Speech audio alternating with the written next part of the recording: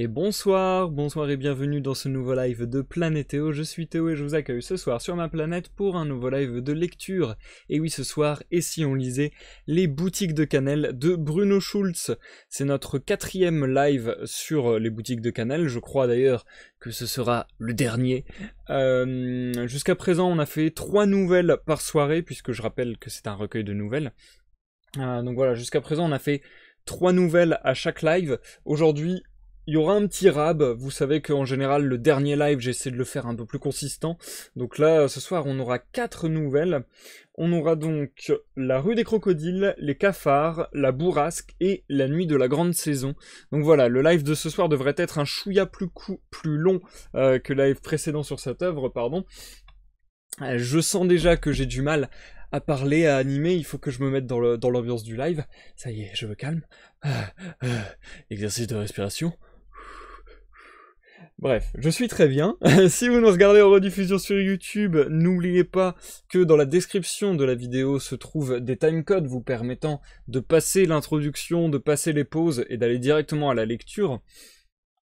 Et sinon, bah écoutez, je vous invite à vous installer, à prendre à boire, à manger, à vous détendre. On va partir pour, à mon avis, un live d'1h30, quelque chose comme ça. Et puis, bah, je vous souhaite de passer un agréable moment en ma compagnie. Santé à tous, chers amis. Alors, je sais pas si c'est moi qui affabule, mais j'ai l'impression que ça se voit vachement à la caméra que je suis pas dans un état foufou. Pour cause, je suis en train de me peler le cul, pour être mi-grossier, mi-poli. Je suis en train de vraiment avoir très très froid chez moi, donc voilà, je vais quand même assurer le live de ce soir parce qu'il était prévu et que j'avais envie de le faire, mais je vous avoue que je suis à ce point dans un état de froideur que je pense peut-être annuler le live de demain, enfin je vais voir. D'ailleurs, en parlant des lives, j'ai une petite idée des programmations de live à venir, donc voilà, je vais vous dire un petit peu ce qu'il en est. Grosso modo, je pense qu'on est en train d'entrer dans le dernier mois de live de l'année, dans le sens où je vais m'arrêter vers mi-décembre cette année. Et donc voilà, de mi-décembre à 2020, il n'y aura certainement pas de live, car comme tout le monde, je fais les fêtes en famille, entre amis, etc. Et comme je vous l'avais déjà dit, bah en plus dans ma famille il y a beaucoup d'anniversaires, dont le mien. Donc voilà, ça fait encore plus de fêtes à faire. Donc voilà, je suis encore moins disponible. Et aussi tout simplement parce que bah, j'ai besoin de repos. Donc là entre guillemets c'est le dernier rush. Vous savez, grosso modo, c'est à peu près ça en fait qui s'organise naturellement. Hein. Grosso modo, une fois par mois, je prends 3-4 jours de pause dans les lives, on va dire, et 2 fois par an, en général en été et à la période de Noël, voilà, je fais une grosse pause de 15 jours, 3 semaines sans live, c'est à peu près ça, grosso modo, hein, mon rapport de fréquence et de pause dans les lives. Donc voilà, on continue sur cette échéance du mi-décembre, fin des lives pour l'année 2019 je pense. Ce qui nous laissera vraisemblablement le temps de lire un texte supplémentaire. Ce soir on finit donc Les boutiques de cannelle de Bruno Schulz, mais vendredi je reviendrai quand même avec du Bruno Schulz je pense, parce que à la fin de cette édition se trouvent des textes qui n'ont été publiés nulle part ailleurs, donc je pense qu'on fera la lecture de 4 nouvelles supplémentaires, ce sera entre guillemets les bonus des boutiques de cannelle, hein, j'appellerai ça comme ça je pense. Donc voilà, ne vous étonnez pas sur YouTube de voir dans la playlist que l'épisode 4 est marqué fin, et que l'épisode 5 est marqué bonus, c'est vraiment... À l'épisode 4, on termine les boutiques de cannelle, le recueil de nouvelles Les boutiques de cannelle en tant que tel est terminé, mais à l'épisode 5, on lit des textes en plus qui ont été publiés dans la même édition. Voilà, voilou.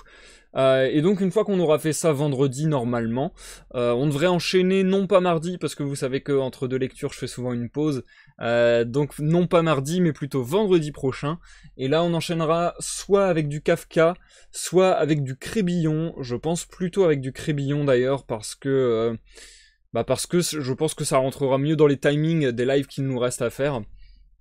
Donc voilà, je vous tiens au courant de toute manière sur tout ça, mais vous savez qu'on est qu'on est très proche de la fin des lives pour cette année, et bah, les lectures, pareil, on est quasiment à la dernière lecture de l'année. Bonsoir Jumpy, bienvenue sur ce live, comment tu vas? Ça me fait plaisir de te voir. J'espère que tu vas bien malgré ce froid... J'allais dire ce froid glaçant, mais c'est un peu pléonasmique. Ça ne se dit pas pléonasmique, je pense, mais bon, bref.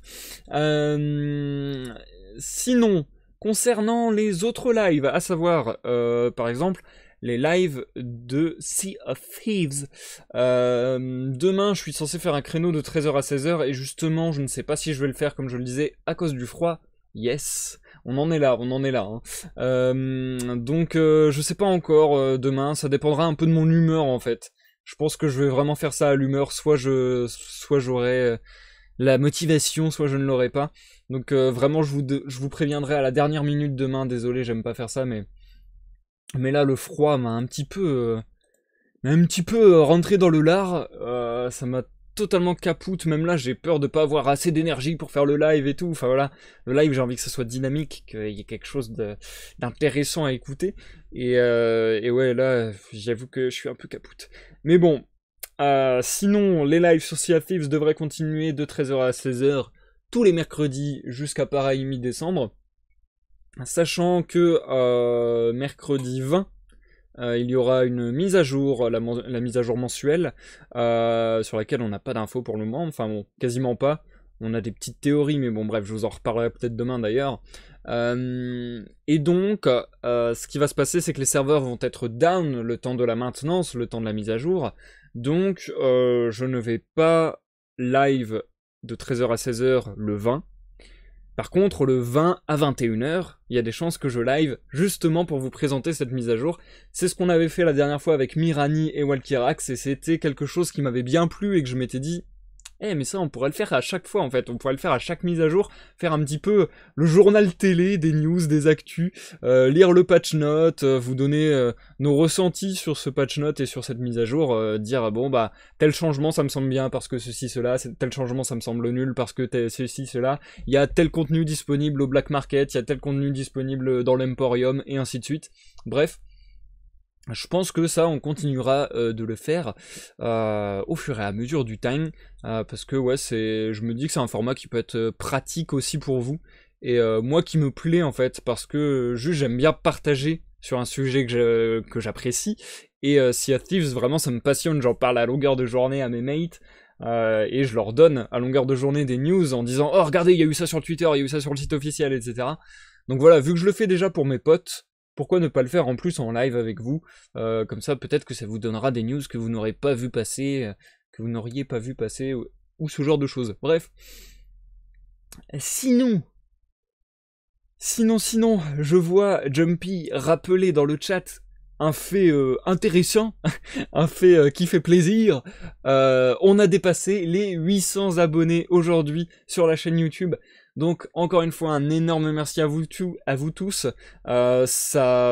Ça grimpe à une vitesse fulgurante là ces derniers temps. Il y a vraiment un effet boule de neige. Il y a vraiment, c'est vraiment, comment on appelle ça, une évolution exponentielle. Parce que voilà, les 700 abonnés, j'ai l'impression que ça fait un mois quoi, même pas. Et là on arrive aux 800, donc ouais c'est assez fou. Je reviens pas de cette accélération, disons. Là c'est plus l'accélération que le nombre qui me choque. La dernière fois 700, j'étais en mode waouh, c'est dingue, c'est fou. Mais là c'est vrai que c'est surtout 100 abonnés en aussi peu de temps, ça me tue. Donc oui, merci beaucoup pour cela, ça fait extrêmement plaisir. Et d'ailleurs, je remercie également Midori Yazawa pour le follow qui a eu lieu pendant que j'étais en off. Merci beaucoup et merci et bienvenue parmi nous, ça fait plaisir. Alors... The Legend of Bumbo est sorti, je suis très la joie. Alors je ne connais pas du tout ce que c'est Jumpy. Frigorifié sous mon plaid en mode chaperon rouge avec des mitaines. Ah voilà, bah on vit un peu la même chose je crois. Hein. Mais je dois avouer que le froid me bousille là, c'est terrible. Même le moral, hein, je dois bien avouer, ça me fatigue, ça me déprime, ça me met le moral au gris un petit peu, mais bon bref. On va essayer de faire avec et de tenir ce dernier mois. D'ailleurs, j'ai des petites idées.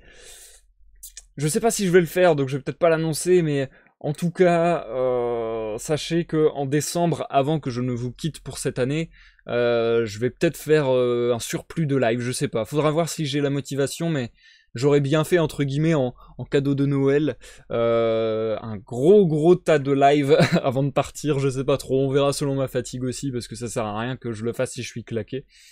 Mais voilà, ça peut peut-être arriver.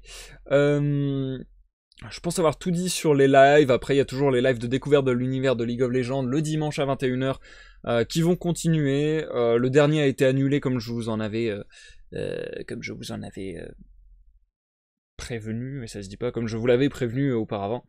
Mais voilà, là ça va revenir, il n'y a pas de souci. Ça va revenir très fréquemment, tous les dimanches en fait, donc toutes les semaines, donc c'est déjà beaucoup. Et puis je pense qu'on est à peu près bon. Putain, j'ai l'impression de pas être efficace ce soir, j'ai l'impression de me répéter non-stop. Je suis claqué. C'est trop bizarre, je m'en rendais pas compte à ce point, mais c'est depuis que j'ai lancé le live et que je commence à parler que je me rends compte que je suis fatigué et que j'ai des valises sous les yeux. Bref, le froid te met de bonne humeur, Jumpy. Eh bah putain, eh bah tu as bien de la chance parce que moi c'est vraiment l'inverse, quoi. Ça me démolit. Du coup, je pense avoir tout dit et je pense qu'on va se lancer dans la lecture sans plus attendre. Surtout que, comme je le disais, ce soir on en a un peu plus que les dernières fois. Juste dernière chose dont je voulais vous entretenir, la vidéo dont je vous parle depuis pas mal de temps est sortie, ça y est, c'est chose faite, elle est sortie depuis samedi soir, donc n'hésitez pas à aller sur la chaîne YouTube et à checker la vidéo La Mer des voleurs, journal de bord numéro 1, il s'agit donc d'une fiction sur Sea of Thieves, qu'on a au préalable écrite et illustrée de photos sur Instagram, l'Instagram La Mer des voleurs. Et donc voilà, ça je vous ai déjà parlé de tout cela de nombreuses fois, mais j'ai passé beaucoup de temps, j'ai beaucoup travaillé pour faire un truc dont le format se rapproche d'une saga MP3. On va dire que c'est à la croisée entre la saga MP3 et le machinima. Donc voilà, c'est vraiment une histoire en prenant pour support le jeu Sea of Thieves, et donc on a créé cette fiction avec Mirani, Exil et Mini Roblast, et l'épisode 1 dure 22 minutes, donc voilà, c'est vraiment c'est assez long pour une vidéo YouTube. J'y ai mis tout mon cœur, j'y ai travaillé très longtemps, et ça me ferait plaisir que vous y jetiez un œil, à savoir que il devrait y avoir la suite dans quelques temps, mais ça prend vraiment beaucoup de temps à faire justement, donc ne pariez pas sur la suite, du moins en vidéo, dans les semaines ni mois à venir. Ça va vraiment mettre du temps à être fait. Par contre, sur l'Instagram, ça peut revenir assez vite. Grosso modo, ce qui se passe, c'est que l'histoire sur Instagram est publiée régulièrement, et une fois que j'aurai terminé de publier un journal de bord complet, j'en fais la vidéo. Donc voilà, ça va être à chaque fois des délais assez longs, mais c'est ce qu'il faut si je veux faire quelque chose qui me satisfait et qui me rend un chouïa fier. Donc voilà, cette vidéo, j'en suis très content, j'y ai mis beaucoup de travail, beaucoup de cœur. Je vous invite encore une fois à la voir, et je vais pas mentir, c'est aussi pour ça que en ce moment je suis un petit peu morose. Je dois bien avouer que je suis un chouïa déçu de la portée que ça a pu avoir. Malheureusement, lors de la première, j'ai été quasiment tout seul tout du long, et il y a eu assez peu de vues, pas beaucoup plus de vues que mes rediffusions de vidéos par exemple. Enfin que de mes rediffusions de live. Donc je dois avouer que je suis quand même très déçu. Ça m'a un peu miné le moral également. Mais les peu de vues qu'il y a eu et les peu de retours qu'il y a eu sont très encourageants. Vous êtes super sympa, Jumpy en premier lieu à m'envoyer des commentaires très positifs sur cette vidéo. Et voilà, je vais essayer de continuer à lui faire trouver son public entre guillemets. Là j'ai parlé avec pas mal de joueurs de Sea of Thieves cet après-midi par exemple. Donc voilà, je vais essayer de communiquer et d'élargir le panel de viewers de cette vidéo, parce que je me dis c'est con quoi, j'y ai passé tellement de temps, je me dis c'est dommage, surtout que voilà, comme je le disais à l'instant, je me rends compte que même s'il y a peu de gens qui l'ont vu, les peu de gens qui l'ont vu l'ont vraiment bien apprécié, et c'est pas forcément uniquement des gens que je connais et qui sont, entre guillemets, acquis à ma cause, je mets des gros guillemets, mais voilà. Donc je me dis, ouais, ça peut vraiment plaire à plein de gens, je pense, à plein de joueurs de Sea of Thieves notamment, je pense. Mais il va falloir que, voilà, il va falloir que je bataille pour faire connaître ça un peu plus hors de mon cercle, quoi. Voili voilou. En tout cas, sur ce, encore des merci pour vos encouragements, encore merci pour les 800 abos, et voilà, tout ça c'est vraiment fou, l'air de rien. C'est lent, mais c'est assez dingue, et ça fait très plaisir. Sur ce, je vais essayer d'aller à l'essentiel et d'arrêter de me répéter, parce que vraiment là, je sens que je suis en galère, c'est terrible. Le froid et la fatigue me font me répéter, et je déteste ça, bref. On va passer à la lecture, au moins je serai plus à l'aise, j'aurai juste à lire ce que j'ai sous les yeux et pas à animer, pas à improviser. Je rappelle donc que ce recueil de nouvelles a une histoire suivie de nouvelle en nouvelle. Donc si vous n'avez pas vu les premières nouvelles, il faudrait peut-être pas que vous commenciez par ce live, mais que vous reveniez au premier épisode. Et on continue de suivre le narrateur qui nous parle notamment souvent de son père, qui a des visions parfois à la limite du fantastique, hein, notamment la dernière nouvelle sur laquelle on était terminé la dernière fois, qui se nomme aussi Les Boutiques de Cannelle. Il y avait vraiment un univers très onirique. Donc voilà, on explore des tonnes de teintes différentes avec cet auteur Bruno Schulz. Et pour le moment, je suis vraiment conquis, vraiment par cette lecture, je la trouve insane. Pour être franc, je pense que Bruno Schulz est en train de devenir l'un de mes auteurs préférés avec ce live. Donc je suis très heureux de faire la découverte de cette œuvre avec vous. Je vais commencer sans plus attendre la lecture de La Rue des Crocodiles. Comme d'habitude, pendant la lecture des nouvelles, je ne m'interromps pas pour que ce soit un maximum fluide et agréable à vos oreilles. Puis je vous reviens dans le chat pour quelques minutes de pause avant d'entamer la seconde nouvelle, et ainsi de suite jusqu'à la fin du live. Écoutez, on est parti, je vous souhaite une bonne écoute Jumpy, bonne écoute à tous ceux dans l'ombre et à ceux qui nous regardent en rediffusion sur YouTube. À tout à l'heure. La rue des Crocodiles. Mon père conservait dans le tiroir inférieur de son vaste bureau un beau plan ancien de notre ville. C'était tout un volume de parchemin in-folio, qui, réuni par des rubans de toile, formait une immense carte murale représentant un panorama à vol d'oiseau. Accrochée au mur, qu'elle recouvrait presque en entier, elle faisait apparaître toute la vallée de la Tismienica, dont serpentait le ruban pâle et doré, l'ensemble des vastes lacs et marécages, et les derniers contreforts des montagnes dont les plissements fuyaient vers le sud, d'abord rares et distants, puis rassemblés en chaînes toujours plus nombreuses, en un damier de collines arrondies de plus en plus petites et de plus en plus pâles au fur et à mesure qu'elles se rapprochaient de l'horizon doré et brumeux. De ces périphéries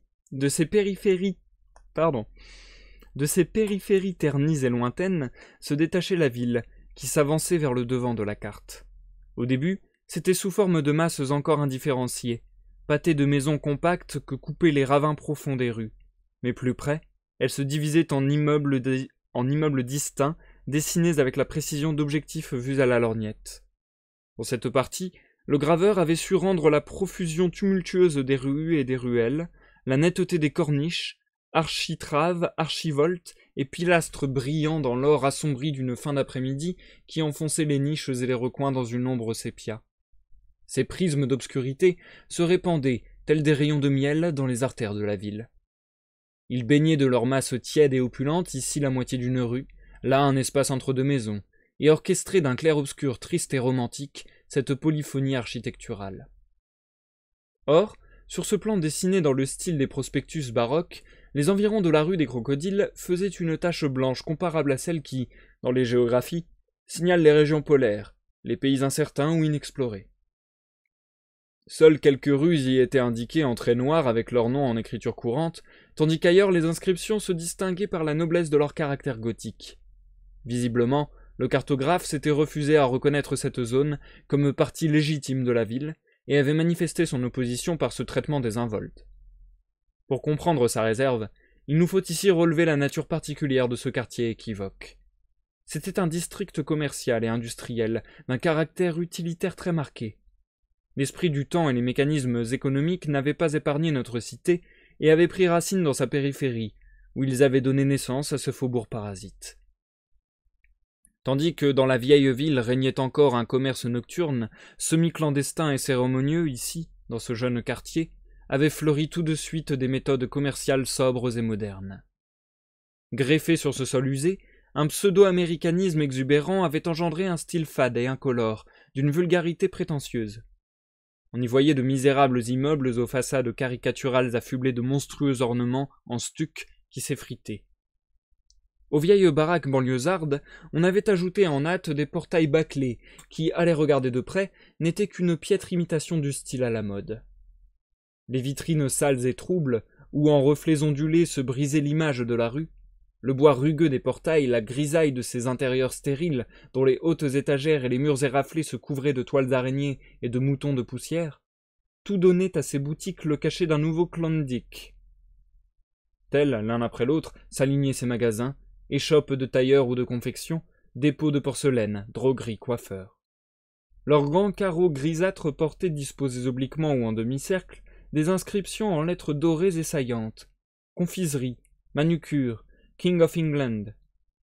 Les vieux habitants de la ville se tenaient à l'écart de cette zone occupée par une populace sans caractère ni épaisseur, véritable camelote morale, catégorie inférieure du genre humain, que seuls engendrent ces milieux louches et éphémères. Mais aux jours de défaite, aux heures de faiblesse, il arrivait à tel citadin de s'égarer, comme par hasard, dans cette sphère douteuse. Même les meilleurs n'échappaient pas toujours à la tentation de se dégrader, d'effacer les hiérarchies, de plonger dans ce bourbier de promiscuité facile. Ce quartier était un Eldorado pour de tels déserteurs ayant abdiqué leur dignité. Tout y semblait suspect et équivoque, tout par des clins d'œil discrets, des gestes cyniques et des œillades appuyées, excitait des concupiscences impures, tout tendait à déchaîner les bas instincts. Un passant non prévenu remarquait difficilement l'étrange particularité de ces endroits. Il manquait de couleur, comme si dans cette agglomération médiocre et poussée à la hâte, on avait pu se permettre ce luxe. Tout y était gris, comme sur des photographies en blanc et noir, ou sur des prospectus illustrés. Cette ressemblance dépassait une simple métaphore, car par moments, en se promenant dans ces rues, on avait réellement l'impression de feuilleter des prospectus insipides, où se seraient glissées comme par mégarde des propositions suspectes, des notes scabreuses, des illustrations parasites. Et ces promenades se révélaient aussi stériles que les débordements d'une imagination traînée à travers les estampes et les colonnes de publications pornographiques. Entrait-on par exemple chez un tailleur pour commander un vêtement d'une élégance douteuse, tellement caractéristique de ces lieux, on se trouvait dans un local vaste et vide, très haut et incolore. Plusieurs étages d'énormes rayons se superposent sur toute sa hauteur. Cet échafaudage de planches, qui ne porte rien, emmène le regard jusqu'au plafond, qui pourrait être aussi un ciel médiocre et fané de ce quartier. En revanche, les autres pièces que l'on aperçoit par la porte ouverte sont remplies jusqu'au faîte de boîtes et de cartons superposés, fichiers immenses qui tout au haut, sous le firmament vague du plafond, aboutit à une géométrie du vide, à une construction stérile du néant. L'éclat du jour n'entre pas par les croisées grises, découpées en multiples carreaux comme des feuilles de papier écolier, car tout l'espace du magasin est imbibé d'une lumière blafarde et indifférente, qui ne projette pas d'ombre et ne met rien en relief. Voici qu'apparaît un jeune homme étonnamment serviable, svelte et flexible, prêt à satisfaire tous nos désirs et à nous submerger d'une éloquence facile de calicot. Mais tandis qu'en bavardant il déploie les longues pièces d'étoffe, mesure, ajuste les plis et drape la vague infinie qui coule dans ses mains et dont il forme des redingotes ou des pantalons imaginaires, toutes ces manipulations semblent n'être qu'une apparence, une comédie, un masque ironique jeté sur le sens véritable de la chose.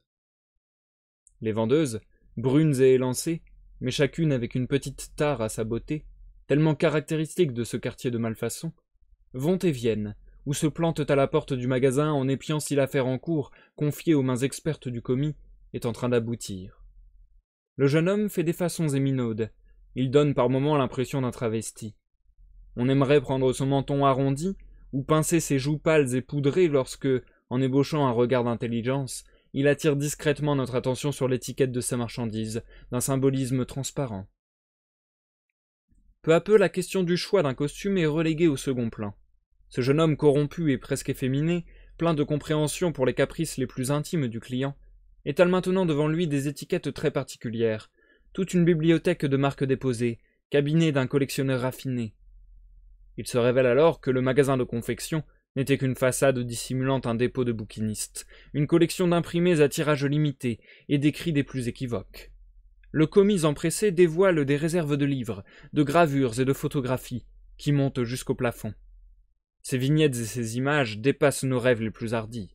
Jamais nous n'aurions pressenti de tels sommets de dépravation, un dévergondage si raffiné. Les vendeuses, grises et couleurs de papier, passent et repassent de plus en plus souvent entre les livres. Leurs visages corrompus ont ce pigment luisant et gras des brunes qui, tapis au fond de leurs yeux, en bondit parfois dans une course affolée de cancrelats.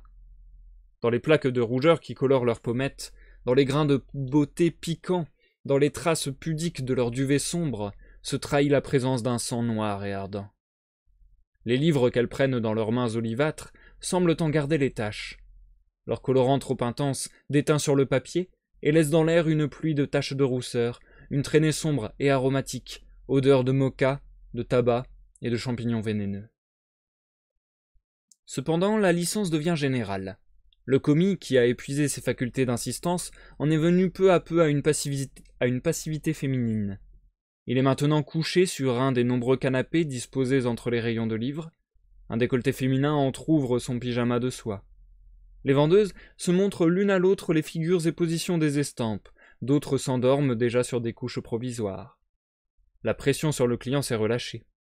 On a cessé de l'importuner et on le laisse à lui-même. Les vendeuses, tout à leur entretien, ne lui accordent plus d'attention. Il les voit de dos ou de profil, dans une posture arrogante. Elles jouent coquettement de leurs souliers et font onduler tout leur corps avec une souplesse de serpent, provoquant ainsi avec une irresponsabilité nonchalante le spectateur qu'elles affectent d'ignorer. Ainsi, l'hôte se voit attiré, poussé en avant par ce retrait calculé, qui doit laisser le champ libre à son activité. Mais profitons de ce moment d'inattention pour échapper aux conséquences imprévisibles d'une visite innocente et ressortir dans la rue. Personne ne nous retient. Par des corridors de livres, entre de longues étagères de revues et de publications, nous réussissons à quitter la boutique, et nous nous retrouvons au point le plus élevé de la rue des Crocodiles, d'où l'on peut en voir tout le tracé jusqu'aux constructions inachevées de la gare. Le jour est gris, comme toujours dans ces parages, et le paysage rappelle par instants une photographie de journal illustré, tant sont ternes, plats, les gens, les maisons et les véhicules. Cette réalité mince comme du papier trahit par toutes ces crevasses son caractère de trompe-l'œil. On a parfois l'impression que seul ce petit coin qui nous fait face est arrangé pour donner l'image d'un boulevard de grande ville. Sur les côtés, cette mascarade improvisée se décompose, et incapable de tenir son rôle, s'écroule en un monceau de plâtras, décombre d'un théâtre immense et vide, qu'une gravité tendue et pathétique parcourt par moments de frisson. Nous sommes loin de vouloir démasquer ce spectacle. Nous acceptons en connaissance de cause d'être dupes du charme étriqué de ce quartier. D'ailleurs, la ville n'est pas dépourvue d'un caractère d'autoparodie. Les rangées des baraques banlieusardes alternent avec de hauts immeubles qu'on dirait en carton, conglomérats d'enseignes, d'aveugles fenêtres de bureaux, de vitrines grisâtres, de numéros et de réclames. La multitude coule au pied de ces maisons. La rue est aussi large qu'un grand boulevard urbain, mais la chaussée, à l'instar des places de village, est faite d'argile tassée, envahie d'herbes folles, pleine de trous et de flaques. La circulation dans ce quartier sert de référence aux habitants de la ville. Ils en parlent fièrement, avec des coups d'œil entendus. La foule terne, anonyme, est pénétrée au plus haut point de son rôle et déploie tout son zèle pour créer l'illusion d'une grande ville. Toutefois, malgré son air affairé et pratique, elle donne l'impression de circuler, cortège somnolent, dans une errance monotone et sans but. Toute la scène est imprégnée d'une bizarre insignifiance. La foule continue à s'écouler en un flot monotone et, chose étrange, on ne l'aperçoit jamais que vaguement. Les silhouettes dérivent dans un tumulte doux et confus, sans arriver à une netteté complète. C'est de temps à autre seulement que l'on peut isoler dans cet enchevêtrement quelques regards vifs et noirs, quelques chapeaux melons très enfoncés, une moitié de visage déformé par un rictus et dont les lèvres viennent justement de s'ouvrir. Une jambe qui vient de faire un pas et reste figée dans ce geste pour toujours. Une des particularités du quartier, ce sont les fiacres sans conducteur qui roulent tout seuls dans les rues. Non qu'ils manquent de cochers, mais parce que ceux-ci, mêlés à la foule et accaparés par mille affaires, ne se soucient pas de leur voiture. Dans cette sphère de l'apparence et du geste vide, on ne tient pas trop à préciser le but de la course, et les passagers se confient à ces véhicules errants avec la légèreté que l'on observe ici partout. À des tournants dangereux, on les entrevoit parfois qui, penchés de biais hors de leur véhicule démantibulé, effectuent non sans peine, les rênes en main, une manœuvre compliquée. Dans ce quartier, nous avons aussi des tramways, qui constituent le plus brillant triomphe de l'ambition des conseillers municipaux. Mais pitoyable est l'aspect de ces voitures de papier mâché aux cloisons déformées par l'usure du temps. Parfois même leur manque la paroi avant, de sorte qu'on peut voir les passagers assis, raides et d'une tenue très digne. Ces tramways sont poussés par des porteurs municipaux. Mais la chose la plus surprenante est le système ferroviaire de la rue des Crocodiles. Parfois, à des heures variables, en fin de semaine, on peut observer une foule qui attend le train à un tournant. Ni l'arrivée ni le lieu d'arrêt ne sont jamais sûrs, et il arrive que les gens se rangent en deux files d'attente parce qu'ils ne peuvent s'entendre sur l'emplacement de la station. Ils attendent longtemps, groupes sombres et silencieux le long des voies à peine tracées. Vus de profil, leurs figures sont comme des masques de papier que l'expectative découpe en lignes fantastiques. Enfin, le train arrive. Le voilà qui sort d'une ruelle d'où on l'attendait, minuscule, bas sur pattes, traîné par une petite locomotive haletante. Il est entré dans ce couloir obscur, et la rue noircit sous le poussier charbonneux que sèment les wagons. La respiration sombre de la locomotive, un souffle d'une gravité étrange et pleine de tristesse, la bousculade et l'énervement contenu transforment, pour l'instant, la rue en un hall de gare par un bref crépuscule d'hiver. Le trafic des billets de chemin de fer est, avec la corruption, le fléau de notre ville. Au dernier moment, quand le train se trouve déjà en gare, se déroulent dans une nervosité hâtive des pourparlers avec les employés vénaux de la ligne. Avant la fin de ces négociations, le train se met en marche, accompagné par une foule lente et désenchantée qui le suit longtemps avant de se disperser enfin. La rue, réduite pour un moment à cette gare crépusculaire pleine du souffle des voix lointaines, s'éclaircit et s'élargit à nouveau, laissant passer la foule insouciante et monotone des promeneurs, qui errent avec un murmure indécis le long des vitrines, carrés gris et sales pleins de pacotilles, de grands mannequins en cire et de poupées de coiffeurs. En longues robes de dentelle passent provocantes des prostituées. Ce sont peut-être du reste des femmes de coiffeurs ou de musiciens de café. Elles vont d'un pas élastique de bêtes voraces et portent sur leurs visages méchants et corrompus une petite tare destructrice. Leurs yeux noirs manifestent un fort strabisme, elles ont la bouche déchirée, où il leur manque le bout du nez. Les citadins sont fiers de cette émanation de vice qu'exhale la rue des Crocodiles. Nous n'avons rien à nous refuser, pense-t-il, satisfait. Nous pouvons nous offrir le luxe d'une véritable débauche. Ils prétendent que chaque femme de ce quartier est une cocotte. De fait, il suffit de considérer la première venue pour apercevoir chez elle un regard insistant, gluant, qui nous glace d'une certitude voluptueuse. Même les écolières ont ici une façon de porter leurs rubans, une manière de mouvoir leurs jambes sveltes, une tare dans leurs yeux, où s'inscrit la dépravation future. Et pourtant, faut-il trahir le dernier secret de ce quartier, le mystère soigneusement caché de la rue des Crocodiles? Plusieurs fois, au cours de ce compte-rendu, nous avons fait certaines mises en garde et exprimé discrètement nos réserves. Le lecteur attentif ne sera donc pas surpris par le fin mot de l'affaire. Nous parlions du caractère imitatif de ce quartier, mais ce terme a encore une signification trop nette pour en rendre l'essence intermédiaire et indécise. Notre langage ne possède pas de mots qui permettent de doser le degré de la réalité, d'en définir la densité. Disons-le sans phare, la fatalité de ce quartier est que rien ne s'y réalise. Tous les gestes amorcés restent suspendus, s'épuisent prématurément, et ne peuvent dépasser une certaine limite. Nous avons eu l'occasion de remarquer l'exubérance et la prodigalité des intentions, des projets et des anticipations. Ce n'était qu'une fermentation de désirs, précoce, et donc stérile. Dans une atmosphère de facilité excessive, on voit tous les caprices prendre germe et l'excitation la plus passagère grandir, et se boursoufler en stériles excroissances, herbes folles du cauchemar, pavots fébriles et décolorés. Sur tout le quartier plane une odeur de péché dissolu et paresseux. Gens, maisons et boutiques ne semblent parfois qu'un frisson sur son corps fébrile, une chair de poule sur ses rêveries. Nulle part on ne se sent à ce point menacé de possibilités, bouleversé par l'approche de la réalisation, blême et paralysé par l'appréhension voluptueuse de l'accomplissement. Mais tout finit là. Une fois dépassé un certain degré, le flux s'arrête et recule, l'atmosphère se ternit, les possibilités retombent au néant, les pavots gris et affolés de l'excitation se dissipent en cendres. Nous garderons toujours le regret d'avoir jadis quitté ce magasin de confection équivoque. Jamais plus nous ne pourrons le retrouver. Nous errerons d'une enseigne à l'autre en nous trompant Nous errerons d'une enseigne à l'autre en nous trompant toujours. Nous visiterons des dizaines de magasins tout à fait semblables. Nous marcherons entre des remparts de livres. Nous feuilleterons des publications. Nous aurons des pourparlers confus avec des vendeuses à la peau trop pigmentée et à la beauté tarée qui ne comprendront rien à nos désirs. Nous nous embrouillerons en des quiproquos sans fin jusqu'à ce que notre fièvre et notre émoi s'épuisent, usés par des efforts inutiles, une vaine recherche. Nos espoirs reposaient sur un malentendu. L'ambiguïté du local et des employés n'était qu'apparence. Le magasin était un vrai magasin et le commis n'avait aucune intention cachée. Quant aux femmes de la rue des Crocodiles, leur dépravation est des plus médiocres, étouffées sous des couches épaisses de préjugés. Dans cette ville de médiocrité, il n'y a place ni pour des instincts exubérants, ni pour des passions sombres et insolites. La rue des Crocodiles est une concession de notre cité au progrès et à la corruption moderne.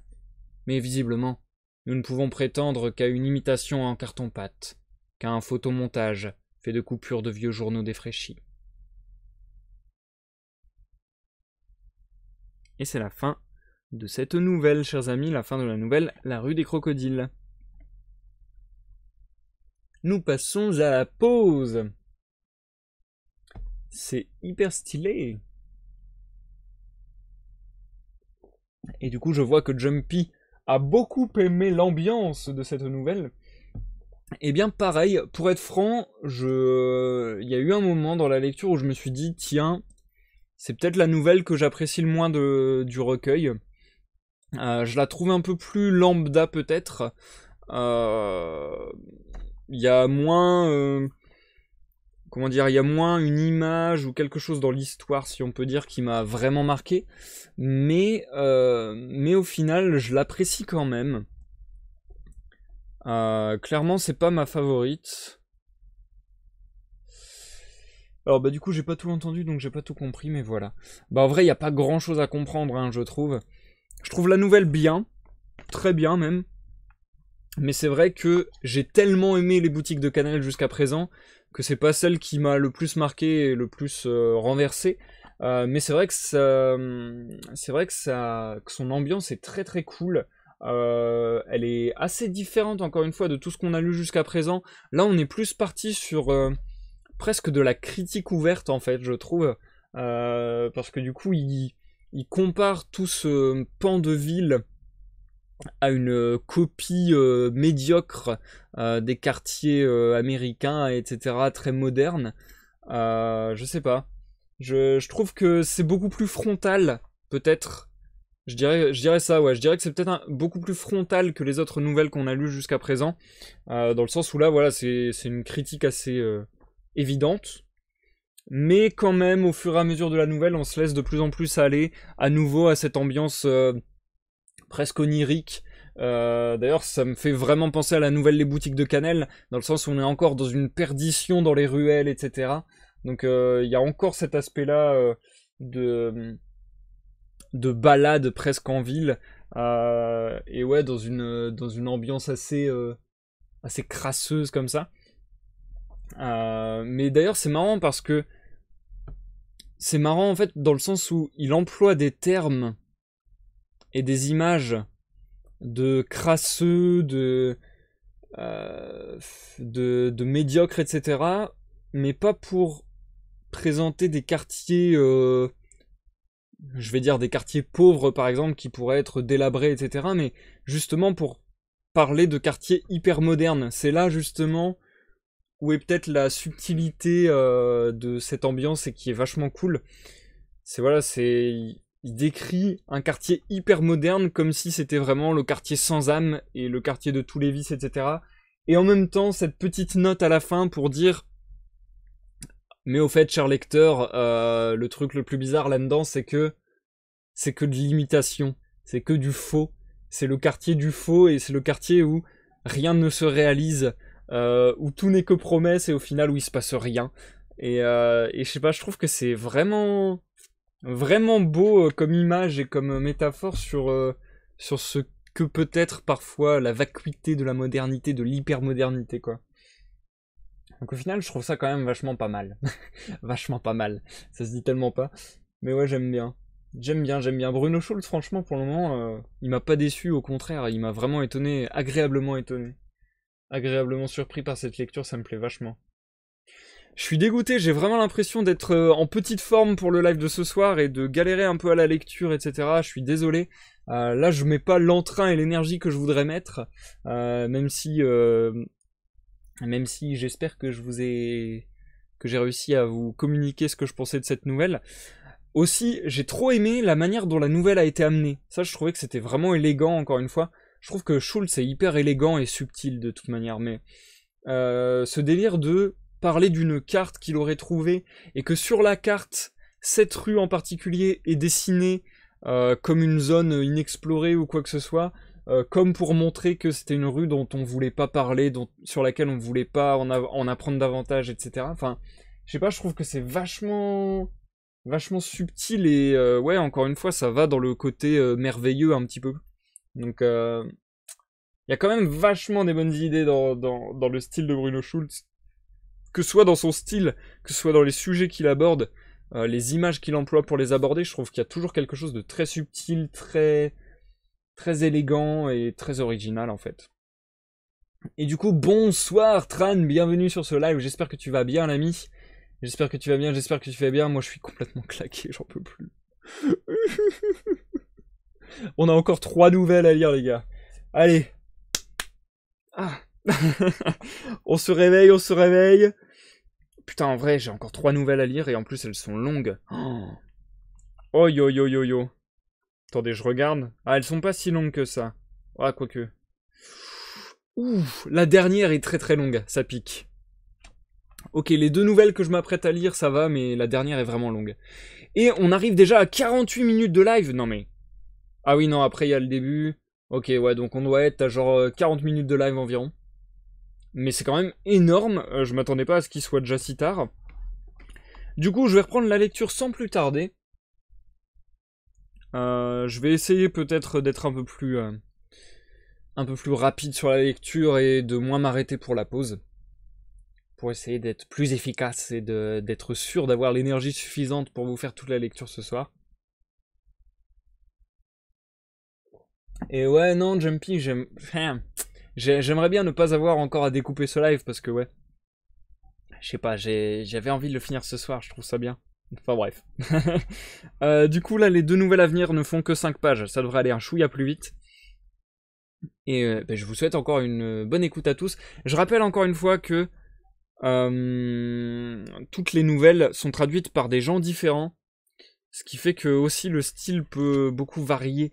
J'ai l'impression qu'il y a vraiment beaucoup de facettes à l'écriture de Schulz, et qu'à chaque fois on explore vraiment des teintes différentes de nouvelle en nouvelle. Mais c'est peut-être aussi explicable par le fait que les traducteurs changent à chaque fois, quasiment. Et là par exemple c'était une traduction de Georges Cidre, alors que pour la nouvelle à venir c'est Thérèse Douchy. Puis ensuite ça sera Georges Lisowski. Et enfin ça sera Georges Lisowski encore une fois. Donc voilà, vous voyez, ça change quand même régulièrement. Bref, ok, pas de soucis, bah bon courage pour ton taf, Jumpy, merci d'être passé, ça fait déjà extrêmement plaisir. Je te souhaite une bonne soirée et je te dis à très vite. Sinon, je vous souhaite à tous une bonne écoute Tran, bonne écoute à tous dans l'ombre et à ceux qui nous regardent en rediffusion sur YouTube. À tout à l'heure pour la 2e pause de ce soir. Les cafards. C'était durant les jours gris qui avaient succédé à l'éclat chatoyant de l'époque de génie de mon père. De longues semaines de dépression, des semaines lourdes, sans dimanche ni fête, sous un ciel fermé et dans un paysage appauvri. Père n'était plus là. Les chambres à l'étage avaient été nettoyées et louées à un agent des téléphones. De toute la ménagerie d'oiseaux, il ne restait qu'un seul exemplaire, un condor empaillé posé sur une étagère du salon. Dans la pénombre fraîche des rideaux tirés, il s'y tenait comme de son vivant, une patte repliée dans la posture d'un sage bouddhiste, son visage d'ascète amer et desséché, figé dans une expression d'ultime indifférence et d'abnégation. Les yeux étaient tombés, et des orbites larmoyantes coulaient de la sueur. Seules les excroissances égyptiennes cornues sur son puissant bec lisse et les coques d'un bleu d'étain sur son cou chauve conféraient à sa tête sénile une certaine dignité hiératique. Sa bure de plumes était déjà rongée par les mides en plusieurs endroits. Elle perdait un duvet gris et doux qu'Adèle balayait avec la poussière anonyme de la pièce une fois par semaine. Aux endroits dénudés apparaissait une toile épaisse, hérissée de touffes de chanvre. Je gardais contre ma mère une rancune secrète, à cause de la facilité avec laquelle elle avait accepté la perte de mon père. Elle ne l'a jamais aimé, me disais-je. Père ne s'était enraciné dans aucun cœur de femme. Il n'avait pu s'incruster dans aucune réalité. Il planait éternellement au-dessus de la périphérie de la vie, dans des régions semi-réelles, au bord de la réalité. Il n'avait même pas mérité une honnête mort de citoyen, pensais-je. Tout chez lui était irrémédiablement bizarre et ambigu. Je décidai de surprendre ma mère, à un moment opportun, par une conversation à cœur ouvert. Ce jour-là, une lourde journée d'hiver, le tendre pelage du crépuscule tombait depuis le matin, mère avait la migraine et se tenait seule au salon, allongée sur le sofa. Dans cette pièce d'apparat, où l'on entrait rarement, régnait depuis la disparition de père un ordre modèle, entretenu par Adèle à coups de cire et de brosse. Les meubles étaient recouverts de housses, tous les objets s'étaient soumis à la discipline de fer qu'Adèle faisait régner ici. Seul le faisceau de plumes de paon dans un vase sur la commode ne se laissait pas tenir en bride. C'était un élément mutin, dangereux, et d'une manière indéfinissable, révolutionnaire, comme une classe turbulente de lycéennes, sages en apparence, déchaînées dès que vous avez le dos tourné. Du matin au soir, les ocelles jetaient des regards perçants qui traversaient les murs. Ils papillotaient, ils se poussaient en battant des cils, un doigt sur les lèvres, tous à la fois, avec des gloussements folâtres. Ils remplissaient la pièce de gazouillis et de chuchotements. Ils se dispersaient comme des papillons autour des branches du lustre, regardaient par le trou de la serrure, frappaient en foule multicolore contre les glaces ternies par l'âge, qui avait perdu l'habitude du mouvement et de la gaieté. Même en présence de ma mère couchée sur le sofa, une compresse sur le front, ils ne pouvaient s'empêcher de cligner de l'œil, de se faire des signes, de parler leur langage muet et chatoyant, plein de significations secrètes. Cette entente moqueuse, ce complot scintillant derrière mon dos, m'irritait. Les genoux appuyés contre le sofa de ma mère, tâtant avec une feinte distraction le tissu délicat de son peignoir, je dis comme en passant « Il y a longtemps que je voulais te le demander. C'est lui, n'est-ce pas ?» Bien que je ne l'eusse pas désigné le condor, même pas du regard, ma mère devina tout de suite, parut très confuse et baissa les yeux. Je me tus exprès pendant quelques instants pour goûter sa confusion, puis très calmement, maîtrisant la colère qui montait en moi, je demandai « Mais alors, que signifient tous ces cancans, ces mensonges que tu fais circuler au sujet de père ?» Cependant, ses traits, qui au premier moment s'étaient éparpillés en panique, commençaient à s'ordonner de nouveau. « Quel mensonge ?»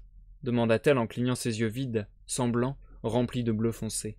« Je les connais grâce à Adèle, dis-je, mais je sais qu'ils viennent de toi. Je veux savoir la vérité. » Sa bouche tremblait légèrement, les prunelles fuyant mon regard s'en allèrent dans le coin des yeux. « Je ne t'ai pas menti, » dit-elle. Elle gonfla ses lèvres en les resserrant. Je sentis qu'elle me faisait du charme comme une femme à un homme. « Pour ce qui est des cafards, c'est vrai, tu te rappelles bien, voyons. » Je me troublai. En effet, je me rappelais cette invasion de cafards, les essaims noirs qui remplissaient l'obscurité de la nuit de leurs courses arachnéennes. Toutes les fentes étaient pleines d'antennes frémissantes, de tout interstice pouvait brusquement jaillir un cafard, dans chaque fissure du plancher pouvait naître cet éclair noir filant sur le sol en zigzags affolés. Ah, l'effroi sauvage, écriant très noir et luisant sur le tableau du sol. Ah, ces cris de terreur de père, sautant d'une chaise sur l'autre, le javelot à la main. Refusant de boire et de manger, des plaques rouges de fièvre sur les joues, mon père devenait tout à fait sauvage. Il était clair qu'aucun organisme n'aurait pu supporter longtemps une telle tension de haine. Une affreuse répulsion transformait son visage en un masque tragique, figé, où seules les prunelles guettaient, cachées derrière les paupières inférieures, tendues dans une éternelle méfiance. Avec un hurlement féroce, il bondissait soudain de son siège, se précipitait à l'aveuglette dans un coin de la pièce, et déjà il levait son javelot sur la pointe duquel un énorme cafard remuait désespérément ses pattes enchevêtrées. Adèle venait alors au secours de mon père, pâle d'horreur, lui retirer la lance avec le trophée piqué au bout, qu'elle allait noyer dans la bassine.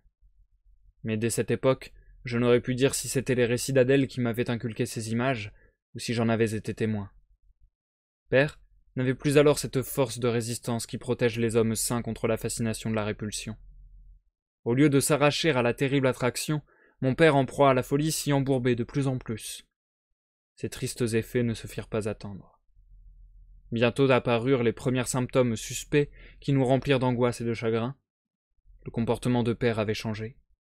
Sa folie semblait s'apaiser, son excitation baissa. Ses gestes et sa mimique commencèrent à trahir une mauvaise conscience. Il se mit à nous éviter. Toute la journée, il restait caché dans des coins ou sous les dredons. Je le voyais souvent pensif, regardant ses mains, examinant la consistance de sa peau, de ses ongles, où apparaissaient des taches noires et luisantes, noires comme la carapace du cafard. Le jour, il résistait encore avec ce qui lui restait de force.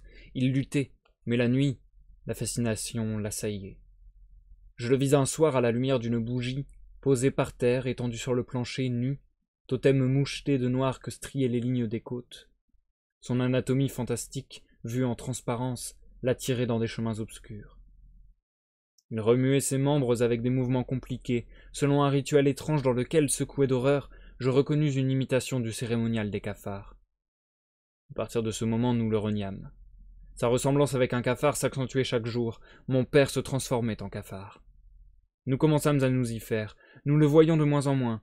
Pendant des semaines entières, il disparaissait dans ses cheminements de cafard. Il se fondit complètement dans l'inquiétante jante noire. Nous cessâmes de l'en distinguer.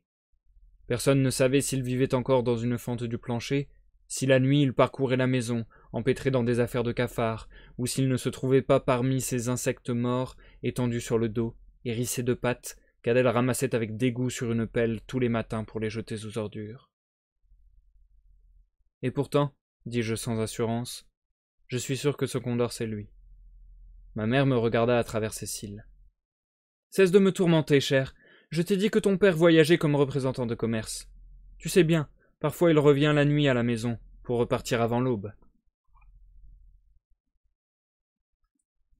Et c'est la fin de cette nouvelle, la fin de la nouvelle, Les cafards.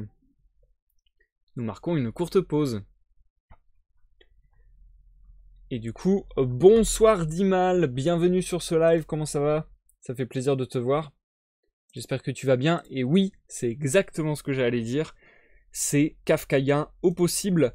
C'est même plus que kafkaïen, je pense. Enfin, comment dire? Je pense que c'est vraiment un hommage à Kafka, potentiellement, dans le sens où il me semble, si je ne dis pas de bêtises, avoir vu sur internet que Schulz avait traduit des textes de Kafka en polonais.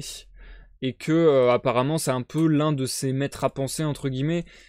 Pourtant il me semble qu'ils sont à moitié contemporains. Je sais plus trop, je suis pas sûr des infos que j'avance là, attention hein. Ne prenez pas ça comme argent comptant, mais il me semble qu'ils étaient à peu près contemporains et que Schulz avait traduit du coup des textes de Kafka. Donc là je pense que clairement il y a hommage ou énorme inspiration de Kafka, puisque bah, ça ressemble vraiment, franchement, à La Métamorphose. Grande nouvelle qu'on avait lue ensemble il y a de cela quelques lives. Et qu'on avait bien apprécié. Enfin, en tout cas, moi, j'avais bien apprécié personnellement. Et vous aussi, je crois, d'ailleurs. Et là, clairement, ça y ressemble beaucoup. Du coup, c'est marrant, encore une fois, cette touche de fantastique, d'absurde, d'étrange qui se glisse dans la réalité comme ça. Un peu comme, du coup, dans La Métamorphose de Kafka, où il y avait eu cette transformation en cancrelat, et là vraiment la transformation en cafard est quasi similaire. D'ailleurs je me demande si à la traduction cancrelat et cafard ça peut pas se traduire de la même manière, je sais pas, hein, je dis ça au pif, mais si ça se trouve c'est possible, parce que voilà c'est des insectes qui se ressemblent relativement. Donc ouais, C'est assez marrant cette possible référence, ce possible hommage. Et encore une fois, un changement de ton. Enfin, je trouve vraiment que Bruno Schulz a de nombreuses cordes à son arc et qu'à chaque nouvelle, on découvre encore quelque chose de nouveau. C'est vraiment bien, quoi. C'est vraiment, vraiment bien. Là, on a eu l'image, le personnage de la mère, qu'on n'avait pas eu jusqu'alors, qui n'a pas l'air très très amical. Et du coup, bah, pour le narrateur, cette fois-ci, c'est l'affrontement de la disparition du père. Et du coup, c'est ça qui est marrant, c'est que on est dans un flou artistique total, quoi. On sait pas s'il est mort, on sait pas si dans leur délire fantastique, il s'est transformé en cafard, entre guillemets. Et voilà, il semble être tombé dans l'oubli comme ça, un petit peu au fur et à mesure du temps. Et puis après, voilà, il y a aussi la version de la mère qui dit mais tu dis n'importe quoi, tu sais très bien que des fois il revient dans la nuit et il repart, il est en voyage d'affaires, voilà, en tant que représentant de commerce. Donc voilà, c'est vachement sympa, je trouve, qu'il y ait ce flou artistique et que ça soit pas trop clair, quoi. Surtout que, bah, je rappelle, les boutiques de Canel sont les boutiques de Canel, c'est un recueil de nouvelles, mais très autobiographique. Il y a vraiment beaucoup d'éléments de la vie de Bruno Schulz. Et du coup, c'est marrant de partir sur quelque chose d'autobiographique et d'ajouter autant de fantastique, autant de merveilleux, et de rendre la lisière entre le réel et le merveilleux, le réel et le fantastique si fine. Si fine que presque on sait pas si c'est vraiment du merveilleux ou si c'est du réel. On sait presque pas dire si si le merveilleux et le fantastique au final ne sont pas juste des images et des métaphores très poussées, ou si c'est vraiment du fantastique qui entre dans le réel, quoi. Donc c'est vachement sympa. Il y a eu encore la comparaison de l'oiseau avec le père aussi. Enfin ouais, il y a eu plein de choses encore intéressantes malgré que la nouvelle fut très courte. Ça nous met encore sur autre chose avec la perte de son héros, puisque son père était un héros de la vie, entre guillemets, en tout cas pour lui. Donc vachement intéressant. On est sur des teintes beaucoup plus sombres. Ce soir, j'ai l'impression qu'on est vraiment sur des choses très sombres. Là où, par exemple, avec Nemrod, la dernière fois, on était sur des trucs vraiment très douces et très joyeuses au final, hein, très colorées, etc. Là, on retombe sur du beaucoup plus sombre. C'est souvent le cas avec l'image du père quand il n'est pas exalté, quoi. J'ai hâte du coup de voir la suite. J'ai vraiment hâte de voir comment ça va se terminer, parce que là il ne nous reste plus que 2 nouvelles à lire pour avoir terminé le recueil. Alors, il y avait déjà un peu de fantastique dans la nouvelle des oiseaux avec les corbeaux qui devenaient des feuilles, nous dit Dimal. Ouais, voilà, c'est ça. Et en fait, les oiseaux qui devenaient des feuilles, bah là pour le coup c'était vraiment une métaphore, mais c'est ça qui est intéressant, c'est que justement les métaphores sont si bien trouvées, les images sont si bien trouvées, que il y a des moments où on pourrait se dire, attends, là c'est une métaphore très poussée, ou est-ce qu'il nous dit vraiment ouais, non, vraiment, dans la réalité, il s'est passé ça, il y a eu telle transformation magique, entre guillemets. Enfin, c'est ça qui est vachement intéressant, c'est de garder ce flou artistique global qui donne une ambiance très particulière sur toute l'œuvre. Ça me fait un peu penser à pour le côté horreur. De Poe. Ah oui, non, d'accord, ça te fait penser à Poe pour le côté horreur. Ouais, c'est vrai qu'il pourrait y avoir un petit côté Edgar Allan Poe aussi. C'est vrai que ce soir, je dois avouer que pour le moment, les 2 nouvelles qu'on a lues, je les trouve un peu plus lambda. La rue des crocodiles et la bourrasque, je les trouve un chouïa plus lambda et ressemblant à d'autres auteurs, en effet, à Poe, en effet à Kafka. Je suis un peu moins subjugué que j'ai pu l'être lors des lives précédents. J'espère que ça va changer avec les 2 dernières nouvelles. D'ailleurs, on va lire La Bourrasque sans plus attendre. Encore une fois, elle fait très peu de pages, donc je vais l'enchaîner rapidement et vous revenir dans le chat pour la dernière pause. Je vous souhaite une bonne écoute Dimal, bonne écoute à Tran si tu es toujours là, bonne écoute à tous ceux dans l'ombre et à ceux qui nous regardent en rediffusion sur YouTube. À tout à l'heure. La Bourrasque. Pendant ce long hiver vide, l'obscurité recueillit dans notre ville une moisson extraordinaire, centuplée. Sans doute avait-on trop tardé à ranger les combles et les greniers. Sans doute y avait-on laissé s'empiler casserole sur casserole et flacon sur flacon. Sans doute Y avait-on toléré un accroissement exagéré de batteries de bouteilles vides? Toujours est-il que, dans ces forêts de poutres et de planches, l'obscurité commença lentement à dégénérer et à fermenter à gros bouillons. Commencèrent alors ces sombres diètes de casseroles, ces débats bruyants et vains, ces bouillonnements fétides, ces gargouillements de bonbonnes trouées. Enfin, une certaine nuit, les cohortes de casseroles et de bouteilles rassemblées firent éclater les toitures et déferlèrent en une grande foule serrée sur la ville. Les combles accumulés les uns sur les autres projetaient en tous sens leurs colonnades noires, et dans leur écho sonore chevauchaient des bataillons de poutres et de travons, de chevalets en lançade, agenouillés sur leurs genoux de sapin, remplissant les espaces de la nuit du galop des chevrons, du fracas des racinots et des crampons. C'est alors que débordèrent les grands fleuves noirs, et que commencèrent les sombres migrations des tonneaux et des barils, voguant à travers les nuits. Leurs noires assemblées bruyantes assiégeaient la ville. La nuit, cette foule aveugle d'ustensiles se mettait à grouiller, et s'avançait comme des bancs de poissons bavards, invasion d'aiguillères jacassantes et de baquets divagants.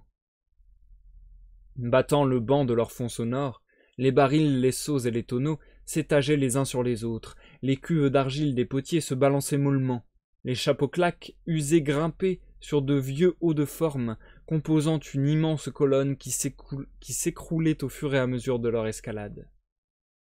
Tous et toutes claquaient à tort et à travers de leur langue de bois, moulaient dans leur bouche de bois un gargouillis d'imprécations et d'injures, éclaboussant de boue tout l'espace de la nuit. Et à force de jurons et de blasphèmes, ils eurent enfin gain de cause. Appelés par le croassement des ustensiles jacassant à tue-tête, les caravanes du vent vinrent enfin dresser leurs tentes au-dessus de la nuit. Ce vaste campement, ce noir amphithéâtre mouvant, tournoya longuement dans le ciel avant de s'abattre sur la ville, et l'ombre explosa soudain en une grande bourrasque échevelée qui fit rage 3 jours et 3 nuits. « Tu n'iras pas en classe ce matin, me dit ma mère, il fait un vent terrible. » Un voile délicat de fumée sentant la résine flottait dans l'appartement. Le poêle hurlait et sifflait, comme si une meute de chiens ou de démons s'y démenait. Le dragon joufflu, peinturluré sur son ventre rebondi, souriait d'aise et faisait des simagrées grotesques. Je courus pieds nus à la fenêtre. Le ciel était ballonné de vent. Étonnamment vaste de couleur gris-perle, il était parcouru de lignes de force tendues à craquer, de sillons cruels qui semblaient des veines d'étain ou de plomb figé. Divisé en champs énergétiques, frémissant de tensions contenues, il paraissait prêt à éclater. Les diagrammes de la bourrasque insaisissable s'y inscrivaient à loisir et chargeaient le paysage de dynamisme. On ne la voyait pas, on la devinait aux maisons, aux toits que distendait sa furie. Les uns après les autres, les combles semblaient grandir et exploser en folie aussitôt que sa force les pénétrait. Elle dénudait les places, laissait derrière elle un vide blanc dans les rues, balayait soigneusement jusqu'à la moindre miette le pavé des squares. C'est à peine si, çà et là, on voyait se trémousser sous ses coups une silhouette solitaire agrippée à un pan de mur. La place du marché offrait sa calvitie luisante aux traversées triomphales du vent. Le vent insuffla dans le ciel des couleurs froides et mortes, des bandes gris-vert, jaunes et lilas, voûtes lointaines et arcades de son labyrinthe. Sous ces cieux menaçants, les toits se dressaient livides et tremblants d'impatience. Ceux qui avaient reçu la bourrasque se soulevaient dans une grande inspiration au-dessus des maisons voisines et prophétisaient sous le ciel venteux. Ils retombaient aussitôt, épuisés, ne pouvant contenir plus longtemps le souffle puissant qui reprenait sa course invisible, remplissant l'espace de bruit et d'épouvante.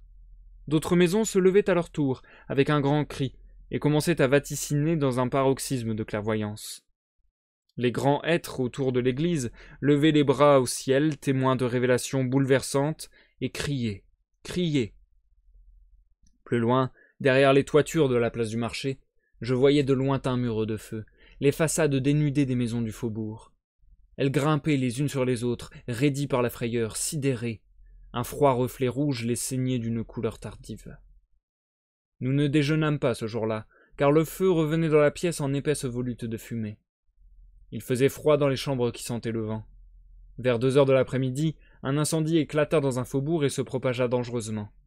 Ma mère et Adèle se mirent à emballer linge, fourrures et argenteries. Vint la nuit. La bourrasque recrut en force et en violence, envahit l'espace tout entier.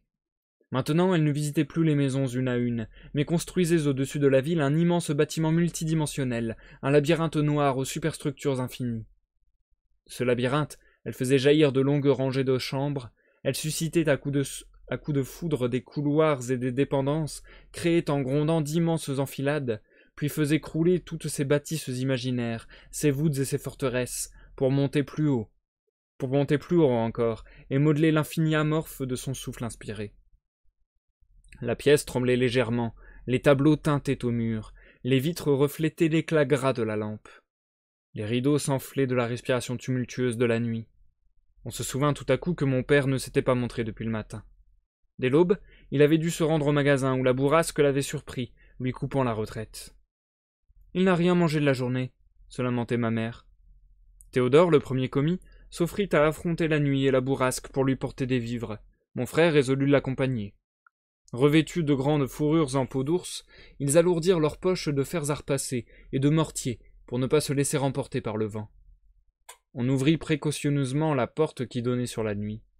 Mais à peine le commis et mon frère eurent-ils mis le pied dehors que l'obscurité les avala sur le seuil même de la maison, et que la bourrasque nettoya jusqu'à la moindre de leurs traces.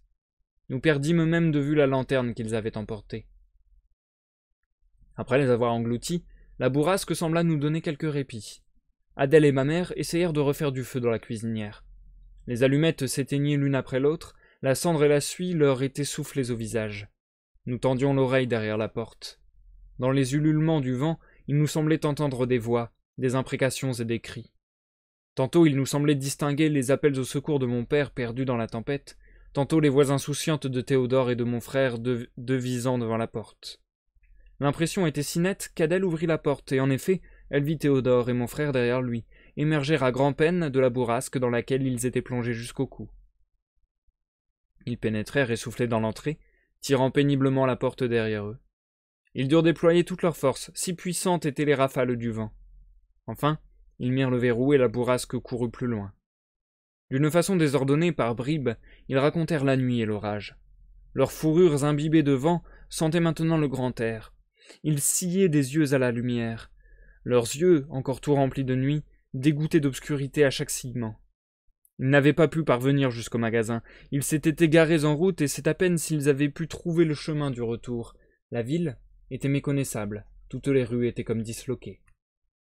Ma mère les soupçonnait de mensonges. En effet, on avait l'impression qu'ils avaient passé ce quart d'heure devant la fenêtre sans s'éloigner de la maison. Mais peut-être ne mentaient-ils pas. Peut-être qu'en effet ni la ville ni la place du marché n'existaient plus, et qu'il n'y avait plus autour de notre maison que des coulisses sombres, bâties par la nuit et la bourrasque, pleines de hurlements, de gémissements et de cris. Peut-être que les grands espaces lamentables que le vent nous suggérait n'existaient pas, non plus que les labyrinthes noirs, les dépendances et les couloirs, aux nombreuses fenêtres, où le vent jouait comme sur des flûtes noires et effilées. L'impression s'ancrait en nous, de plus en plus profonde, que toute cette tempête n'était que mise en scène nocturne, imitant dans l'espace étroit de ses coulisses l'infini tragique, la solitude orpheline et le désarroi de la bourrasque. La porte s'ouvrait maintenant de plus en plus souvent, pour laisser entrer des visiteurs emmitouflés dans des châles et des houppelandes. Un voisin essoufflé se dépouillait lentement de ses foulards et de ses manteaux, et émettait d'une voix blanche des récits fantastiques, des mots sans suite, qui tous exagéraient fallacieusement les dimensions de la nuit. Nous étions assis dans la cuisine brillamment éclairée. Derrière la cuisinière et la corniche noire au-dessus de la cheminée, un escalier conduisait au grenier. Le commis Théodore était assis sur les marches, et il prêtait une oreille attentive à la musique du grenier.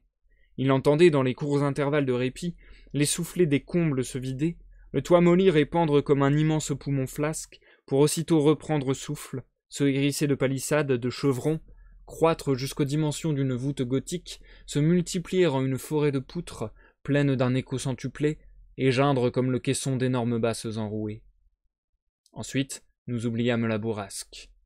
Adèle commença à piler de la cannelle dans un mortier en fonte. Tante Pérasie vint en visite. Menue, agile, affairée, la tête recouverte d'une dentelle noire, elle se mit à trotter dans la cuisine, aidant Adèle dans ses travaux. Celle-ci plumait un coq. Tante Pérasie alluma du feu dans la cheminée avec quelques papiers, et de larges volutes de flammes montèrent dans l'entre-noir. Adèle, tenant le coq par le cou, le promena au-dessus de la flamme pour brûler le restant de ses plumes. Tout à coup le coq battit des ailes, chanta et flamba. Alors tante Pérasie se déchaîna et déversa sur nous tout un flot d'injures.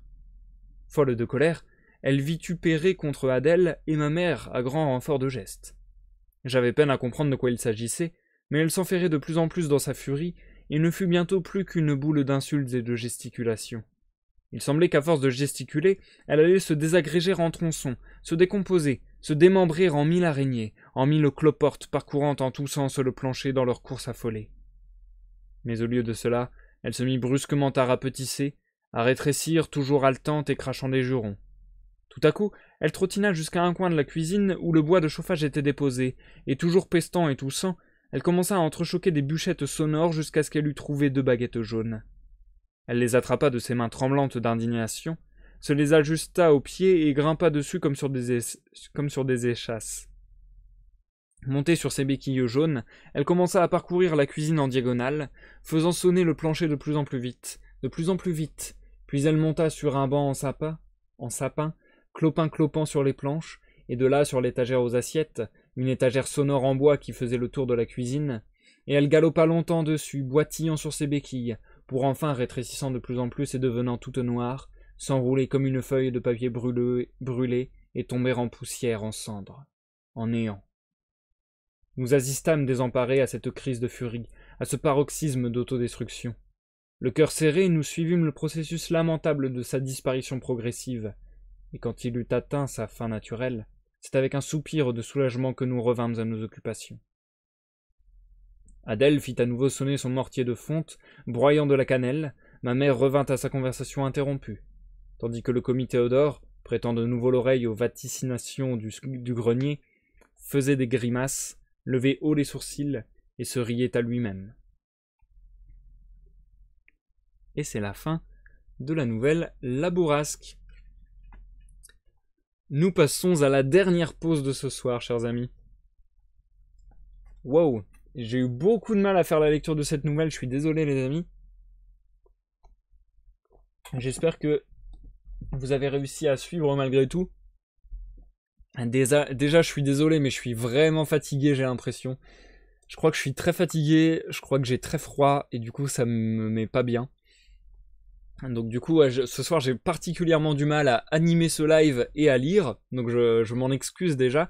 Et en plus, là, le traducteur, Georges Lisowski, a très bien traduit la nouvelle, il n'y a pas de souci là-dessus. C'est juste que son style, je le trouve beaucoup plus complexe à lire à voix haute. Donc du coup, voilà, j'ai eu un peu plus de mal. Surtout qu'il utilise beaucoup de mots très peu usités, très peu connus. Là, il y a une pléthore de mots que je n'ai jamais entendus, quoi. Genre, vaticination, je crois que je l'ai jamais entendu auparavant, ce mot. Donc voilà, du coup, voilà, à cause de tous ces éléments, j'ai peut-être eu un peu de mal à faire la lecture. J'espère que malgré tout, ça a été très compréhensible pour vous et très agréable, le plus possible. Et j'ai beaucoup aimé cette nouvelle dans le sens où c'est encore très différent. Déjà, il y a la figure du père dont on sait que, a priori, elle est pas morte, mais justement, c'est ça qui est vachement cool, c'est qu'il y a ce flou où lors de la nouvelle précédente, on se dit ok, le père il est peut-être mort ou disparu ou quoi que ce soit, et là il est revenu comme si de rien n'était, mais malgré tout, on sait toujours pas où il est. On sait toujours pas, il est toujours dans le flou, il est toujours...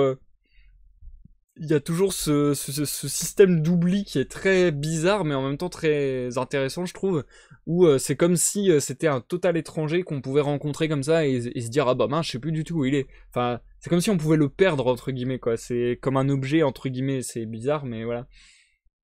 Je trouve ça vachement intéressant en même temps. En plus, l'image de la tante Pérésie qui se désagrège comme ça m'a aussi rappelé l'image du cafard dont prenait la forme le père. Donc voilà, il y a un écho à la nouvelle précédente, je trouve, assez fort, et du coup on se demande, est-ce que c'est pas une malédiction familiale ou quelque chose comme ça? Et en plus, je vais de plus en plus vers le côté malédiction pour parler tout à fait d'autre chose, mais ce que j'ai beaucoup aimé dans cette nouvelle, c'est qu'elle s'appelle La Bourrasque, et que La Bourrasque, c'est un personnage à part entière, et j'ai pas souvenir comme ça dans une œuvre, que la météo et que la nuit soient autant un personnage à part entière. Genre là, je trouve que c'est vraiment un personnage, enfin... j'ai trouvé ça assez dingue à quel point la bourrasque, t'as l'impression qu'elle a presque une conscience et qu'elle a envie de foutre la merde, qu'elle a envie de te... Enfin, je sais pas, je trouve ça dingue. En fait, j'imagine tout à fait un espèce d'ouragan gigantissime, un peu à la Magicien d'Oz, qui aurait tout emporté, qui aurait totalement chamboulé le monde. Un peu comme dans un jeu vidéo, en fait. Je trouve qu'il y a un petit côté jeu vidéo quelque part, dans le sens où on peut imaginer que, voilà, la bourrasque, elle est réorganiser la map, en quelque sorte. Et pareil, dans l'oubli des personnages, il y a un peu ce côté jeu vidéo aussi, où on peut se dire, bah, il y a un PNJ et se dire, ah bah c'est bizarre, il est plus là. En fait, le narrateur a des remarques comme s'il était dans un jeu vidéo. C'est bizarre le commentaire que je fais, mais et que voilà qu'il était spectateur et qu'il se disait, ah tiens, il se passe ça dans le monde, qu'il est vraiment un observateur du monde et qu'il est en mode, ah tiens, je constate que là il se passe ça et que ça soit normal malgré l'absurdité, malgré la dose de merveilleux, de fantastique. Je trouve ça vraiment dingue, son style à Schultz. Là, je trouve qu'on est encore beaucoup plus dans l'absurde. Enfin voilà, la bourrasque, elle a vraiment quelque chose de merveilleux. Et ouais, je trouve que on dirait presque qu'elle a une volonté. C'est pour ça que je parle de personnage. Et je trouve ça très fort de faire que la bourrasque, on va dire la météo et la nuit deviennent comme une malédiction, comme quelque chose qu'on essaie de fuir, comme un ennemi. Et je trouve ça dingue parce que c'est un ennemi tellement surplombant, tellement englobant tout, que j'adore le concept en fait, parce que ça fait vraiment... j'imagine un noir absolu avec au centre une petite chandelle et c'est genre le feu à l'intérieur de chez eux quoi. C'est vraiment eux contre le monde, c'est, je sais pas, dans tout à fait un autre délire, j'ai pensé aussi dans cette nouvelle à Beetlejuice. Le moment où justement ils sont dans leur maison et quand ils ouvrent, ils sont sur un désert interdimensionnel chelou. Et ouais, moi ça me fait penser à ça, sur ce côté un petit peu englobé dans un monde hostile et bizarre quoi.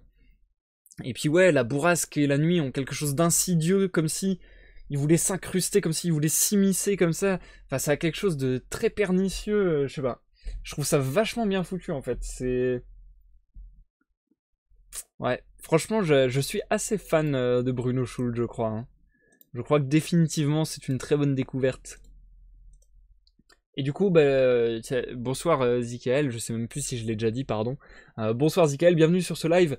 J'espère que tu vas bien. Personnellement, bah, vu que tu le demandes, c'est coup-ci coup-ça. Disons que ça va, je fais aller, mais je suis très très fatigué. J'ai l'impression d'être totalement amorphe là, c'est terrible. Bref, nous avons donc lu 3 nouvelles. Nous allons terminer avec une nouvelle qui est un peu plus longue et qui clôture les boutiques de Cannelle. Donc ça y est, on arrive à la fin de cette œuvre. Pour le coup, je vais mettre une bonne vingtaine de minutes à le lire, je pense.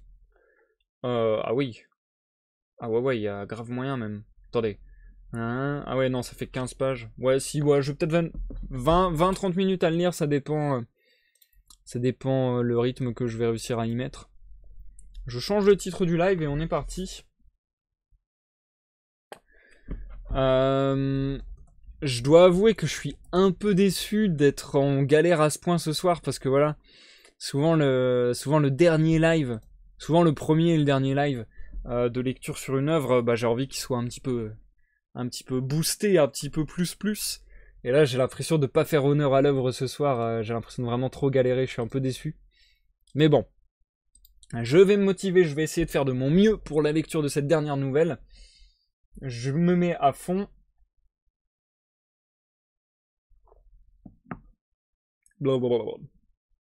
En fait, je pense que c'est vraiment le froid qui me nique aussi parce que déjà, même avant que je ne commence la lecture, je sentais que j'étais fébrile dans la gorge. Et là, après avoir lu, je commence vraiment à fatiguer de la gorge et avoir les lèvres sèches, etc. Donc ouais. Je pense vraiment que ce froid intense n'est pas la condition optimale pour faire des lives de lecture. Bref, je vais essayer de faire de mon mieux pour cette dernière nouvelle. Je vous souhaite à tous une bonne écoute Dimal, bonne écoute Zikael, bonne écoute à tous en nombre et à ceux qui nous regardent en rediffusion sur YouTube. Je vous dis à tout à l'heure pour l'outro du live, cette fois-ci ça sera l'outro. Je vous reviens d'ici 15 à 20 minutes, comme je le disais. À tout à l'heure. La nuit de la grande saison. On sait assez que, dans une suite d'années normales, tout ordinaires, ce vieux maniaque de temps aime quelquefois à en engendrer d'autres, bizarres et dénaturés, auxquels s'adjoint çà et là, comme un 6e doigt à la main, un 13e mois faux. Faux, disons-nous, car il arrive rarement à maturité. Tel un enfant de vieux, il reste attardé, rabougri, ce mois bossu, rejeton à demi flétri et plus conjectural que réel. Il faut s'en prendre à l'incontinence sénile de l'été, à sa vitalité tardive et libidineuse.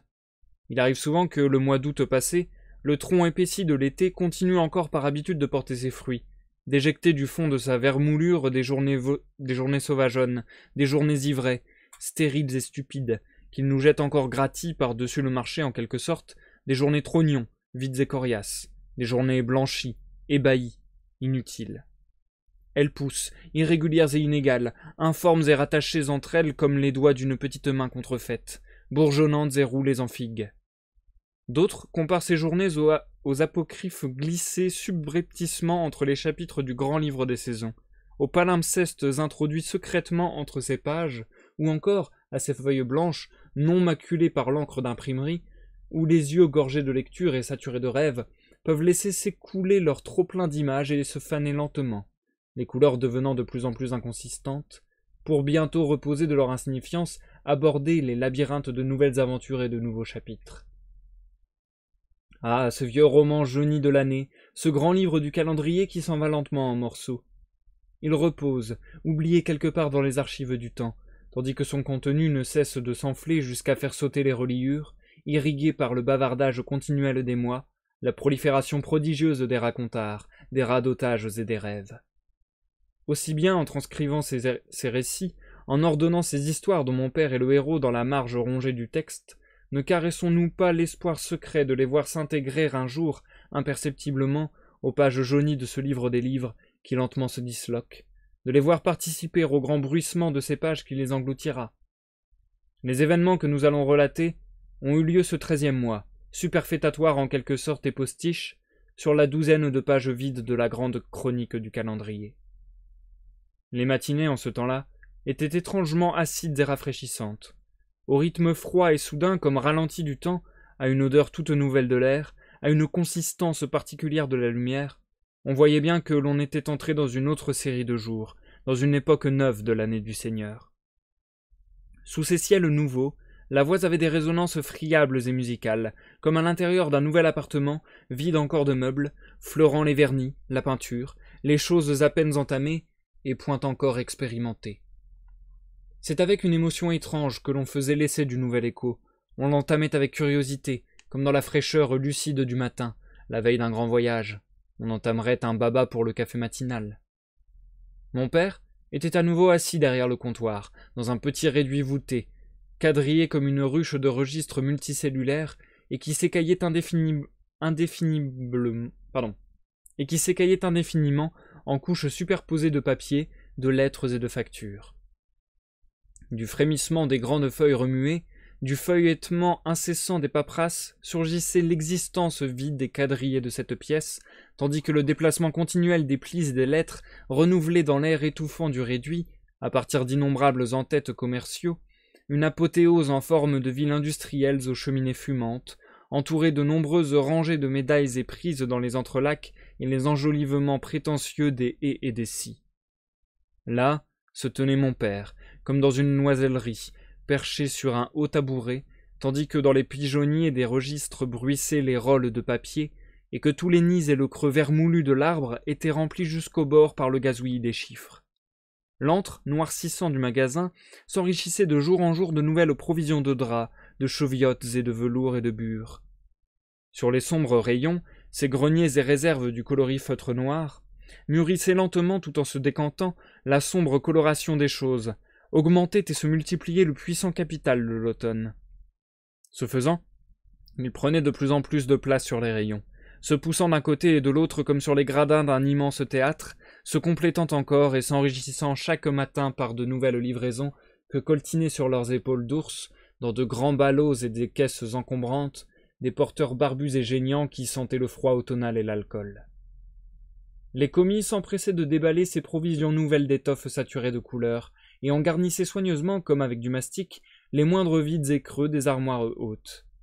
Cela formait un immense registre de toutes les couleurs de l'automne, disposées en couches, assorties par nuances, descendant et montant comme un escalier musical, gravissant les gammes de toutes les octaves de la palette. Il commençait tout en bas, s'essayait timidement au demi-ton déteint du contralto, passait au centre délavé du lointain, au bleu des anciens gobelins, puis, grimpant en accords de plus en plus larges, parvenait au sombre turquin, aux indigos des forêts inconnues et aux peluches douces des parcs bruissants, pour enfin, à travers tous les ocres, les sanguines, les roux et les sépias, redescendre dans l'ombre mouvante des jardins qui se fanent, pénétrer jusqu'à l'odeur sombre des champignons, la laine du bois vermoulu au fond de la nuit d'automne, le sourd accompagnement des basses les plus noires. Mon père passait en revue ses arsenaux de draperies automnales. Il calmait ses masses, conjurant leur force croissante, la puissance tranquille de la saison. Il tenait à garder intactes le plus longtemps possible ses réserves de couleurs emmagasinées. Il craignait d'entamer ce fonds de sécurité de l'automne, de l'échanger contre de l'argent. Mais il pressentait que le jour viendrait où le vent d'automne, un vent dévastateur bien que tiède encore, se mettrait à souffler en trombe au-dessus de toutes ces armoires, et qu'alors elles céderaient irrémédiablement, que rien ne saurait contenir leur exubérance, ni arrêter ces ruisseaux de couleurs qui inonderaient en un instant la ville entière. Venait le temps de la grande saison. Les rues s'animaient.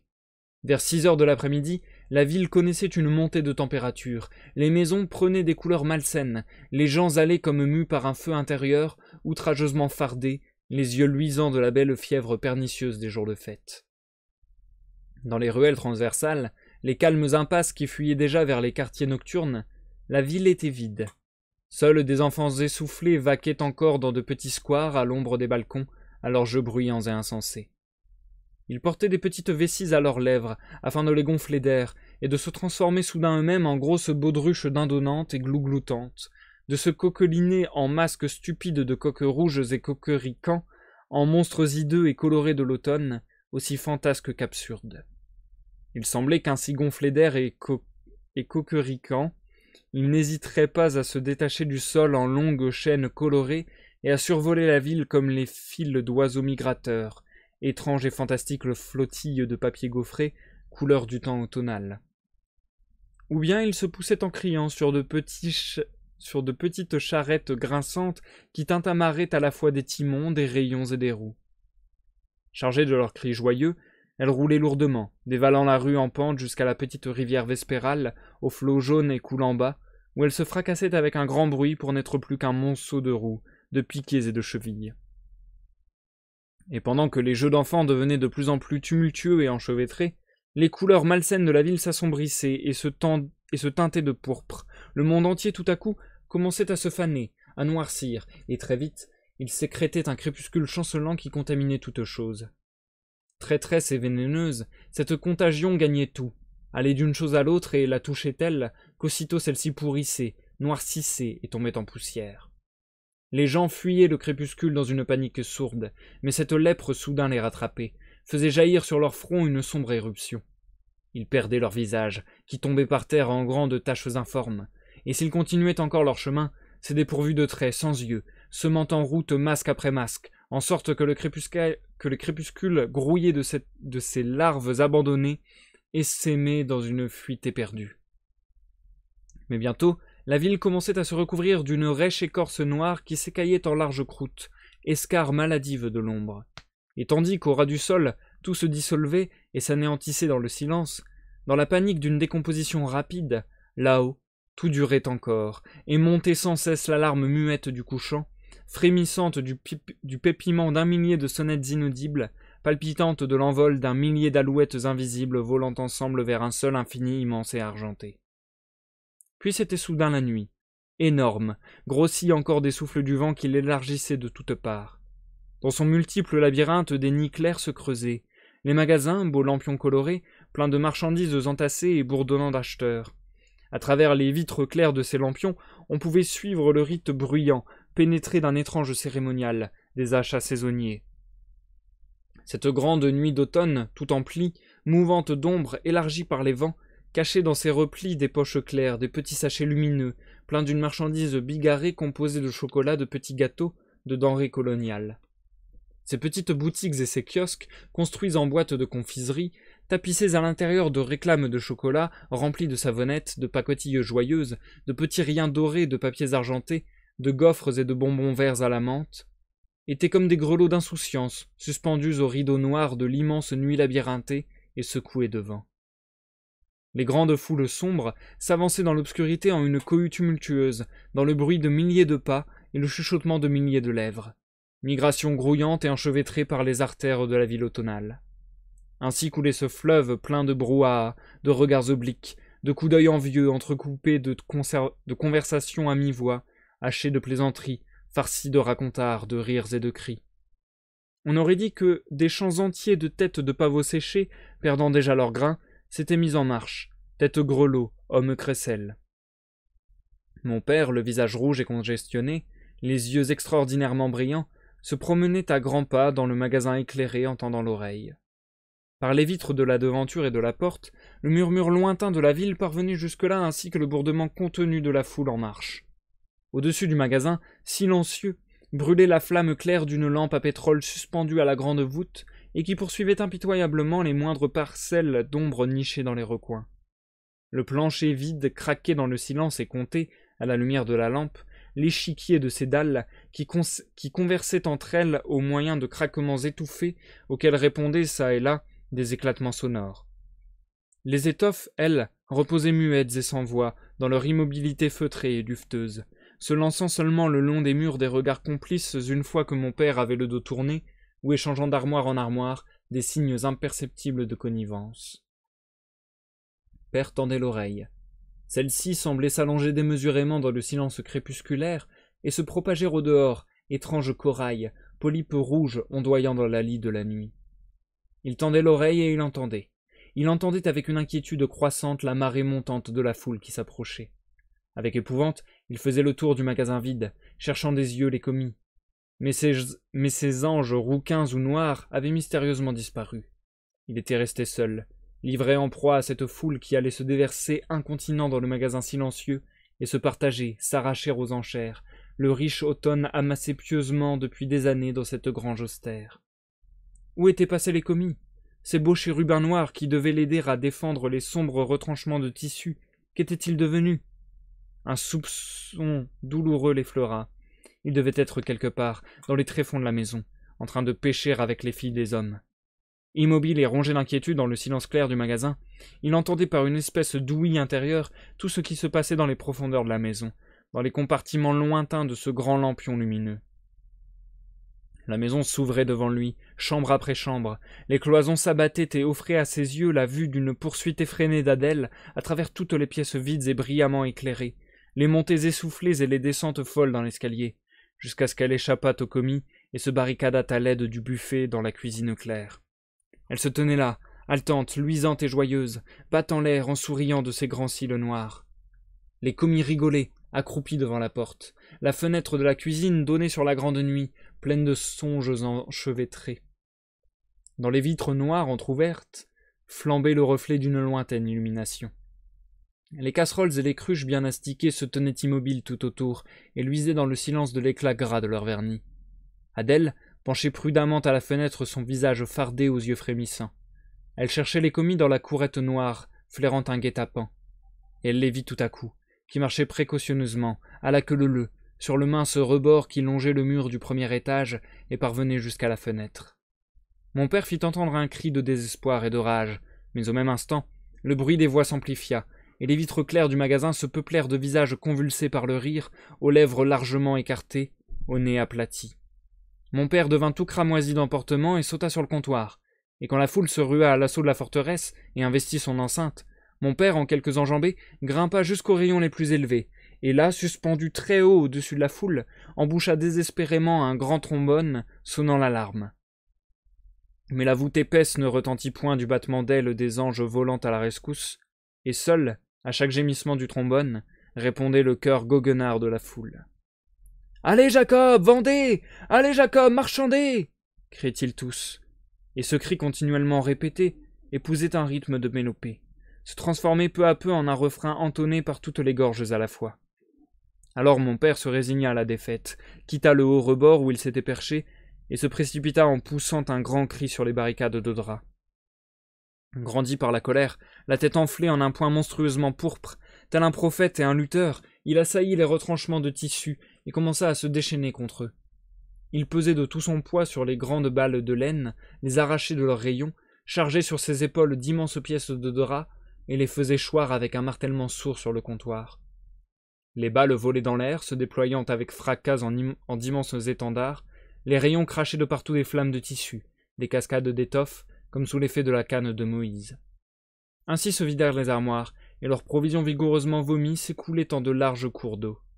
Le contenu secret et chatoyant des rayons se déversait indéfiniment sur les comptoirs et les tables, les inondant de richesses moelleuses. Les murs du magasin furent bientôt enfouis sous les formations puissantes de cette cosmogonie du drap, sous ces chaînes montagneuses surgissent en imposant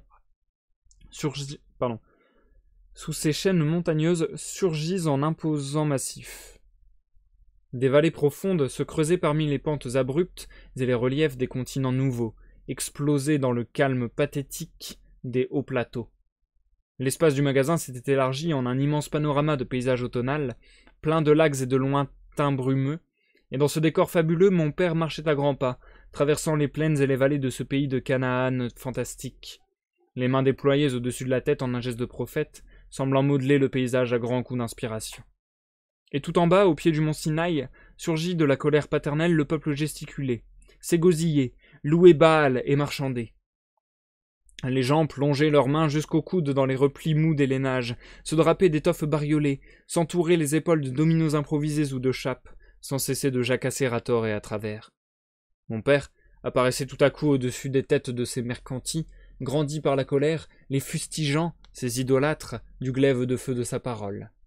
Puis, emporté par le désespoir, il regrimpait à nouveau sur les hautes galeries des armoires, courait éperdument le long des crampons sur les planches tressautantes des échafaudages vides, poursuivi par les scènes de débauche qu'il devinait en train de se dérouler derrière son dos dans les profondeurs de la maison. Les commises étaient en effet parvenus au petit balcon en fer forgé à hauteur de la fenêtre, et accrochés à la balustrade, ils avaient saisi Adèle par la taille, et tiraient à travers la fenêtre la fille battant des cils, et traînant par terre derrière elle ses jambes élancées, gainées de soie. Tandis que mon père, dans l'épouvante du péché, s'intégrait par ses gestes coléreux à l'horreur grandiose du paysage, en bas la populace insouciante se livrait à une gaieté effrénée. Une passion parodique, une épidémie de rire stupide agitait cette foule encanaillée. Ce peuple de crécelles et de casse-noisettes était incapable de calme et de recueillement. Pouvait-on concevoir que ces moulins à paroles aient la moindre considération pour les graves préoccupations de mon père? Sourds aux foudres de la colère du prophète qui crépitait au-dessus de leur tête, ces mercantis en capote de soie s'accroupissaient en petits groupes autour des montagnes déployées du drap, discutant avec un acharnement ponctué d'éclats de rire les qualités de la marchandise. Cette bourse noire emportait sur ses langues rapides la noble substance du paysage. Elle la morcelait par le hachis du bavardage et l'avalait presque. Ailleurs, devant les chutes d'eau des draperies claires, se tenaient des juifs en lévites de couleur avec de grands bonnets de fourrure sur la tête. C'étaient les membres de la grande assemblée, hommes majestueux et pleins de componction, qui flattaient leurs longues barbes bien soignées, tout en menant une conversation parcimonieuse et fort diplomatique. Mais dans cette conversation cérémonieuse, dans les regards qu'ils échangeaient entre eux, apparaissaient aussi les lueurs d'une ironie souriante. Parmi leurs groupes altiers circulait une foule anonyme et informe, une populace dépourvue de visages et de caractéristiques. Elle semblait colmater tous les trous du paysage, meubler ce décor de sonnettes et de crécelles moulinant de vains bavardages. Cette foule trépidante d'arlequins et de polichinelles, toute cette faune grotesque, sans sérieuses intentions d'acheter quoi que ce soit, n'était là que pour compromettre par ses plaisanteries stupides certaines transactions qui s'amorçaient. Assez rapidement toutefois, lassée de ses propres bouffonneries, cette populace gaie se fondait dans les confins plus lointains du paysage, disparaissait dans les anfractuosités rocheuses et les vallées. Ces petits égrillards semblaient se perdre l'un après l'autre dans les creux et les replis du terrain, tout comme les enfants fatigués de jouer disparaissent peu à peu dans les recoins d'un appartement, la nuit d'un grand bal. Cependant, les anciens de la ville, membres du grand Sanhédrin, se promenaient lentement en petits groupes pleins de dignité, menant de profondes discussions à voix basse. Éparpillés le long de ce pays immense et rocailleux, Ils sillonnaient à 2 ou 3 les routes les plus lointaines et les plus abruptes. Leurs petites silhouettes noires peuplaient tout ce haut plateau désertique au-dessus duquel un ciel gris-noir avait amoncelé des nuages lourds, labourés de longs sillons parallèles, de traînées blanches ou argentées qui découvraient en coupe les strates superposées de sa configuration interne. La lumière de la lampe à pétrole dispensait un jour artificiel sur ce paysage, un jour étrange, sans aube et sans crépuscule. Mon père se calmait peu à peu. Sa colère se couchait et se figeait lentement dans les fermes assises du paysage.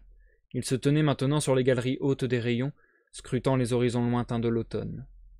Sur un lac brumeux, il assistait à une scène de pêche. Dans les coquilles fragiles des petites barques se tenaient 2 par 2 les pêcheurs qui plongeaient leurs filets dans l'eau sombre. Sur la berge, des gamins transportaient sur leurs têtes de grands paniers d'osier, grouillant du butin chatoyant de la pêche.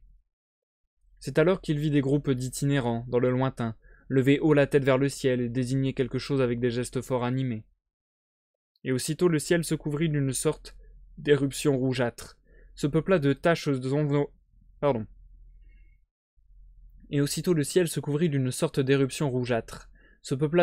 ondoyantes qui semblaient croître à vue d'œil et mûrir, emplir bientôt l'air d'un peuple étrange d'oiseaux tournoyant en grandes spirales convergentes. D'un horizon à l'autre, le ciel était plein de leur vol haut, du battement de leurs ailes, des lignes majestueuses de leur vol plané. Quelques-uns d'entre eux, tels d'immenses cigognes, voguaient immobiles sur leurs ailes calmement déployées. D'autres, semblables à des panaches de couleur, à des trophées barbares, battaient l'air lourdement et malhabilement afin de pouvoir tenir sur le souffle léger et tempéré du vent. D'autres, enfin, informes conglomérats d'ailes, de pattes puissantes et de coups déplumés, rappelaient des vautours ou des condors mal empaillés, perdant abondamment leur sciure. Dans le tas des oiseaux à 2 têtes, des oiseaux aux ailes multiples, il y avait aussi des infirmes, boitillant dans l'air d'un vol maladroit, ou ne battant que d'une aile. Le ciel ressembla bientôt à une vieille fresque pleine d'étranges figures et d'animaux fantastiques qui tournoyaient, croisaient et revenaient à nouveau en ellipses de couleurs. Mon père, s'étant haussé sur les crampons, inondé d'une lueur soudaine, leva les bras vers ces oiseaux, les appelant d'une incantation ancienne. Il les avait reconnus avec une émotion poignante. C'était bien la progéniture lointaine et oubliée de cette génération d'oiseaux qu'Adèle avait chassée jadis aux 4 coins du ciel. Elle revenait maintenant, dénaturée mais étrangement florissante, cette progéniture artificielle, cette engeance oiselière dégénérée et comme fanée, évidée. Imbécilement grandis, stupidement immensifiés, ces oiseaux étaient vides et privés de vie à l'intérieur. Toute leur vitalité était passée dans le plumage, avait dégénéré en fantastique. C'était comme un musée d'espèces retiré de la circulation, comme le débarras du paradis des oiseaux. Certains volaient sur le dos.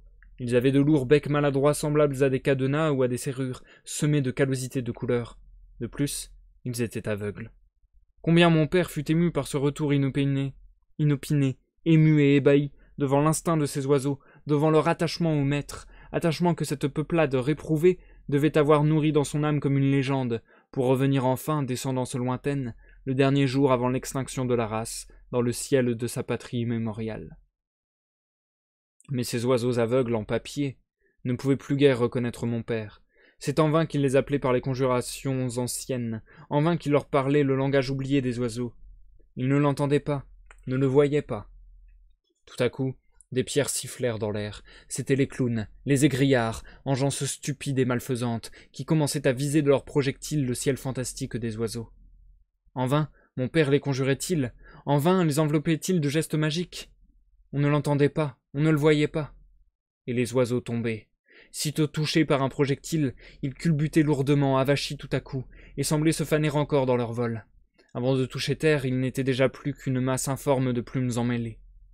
En un clin d'œil, le plateau entier se couvrit de cette étrange et fantastique charogne.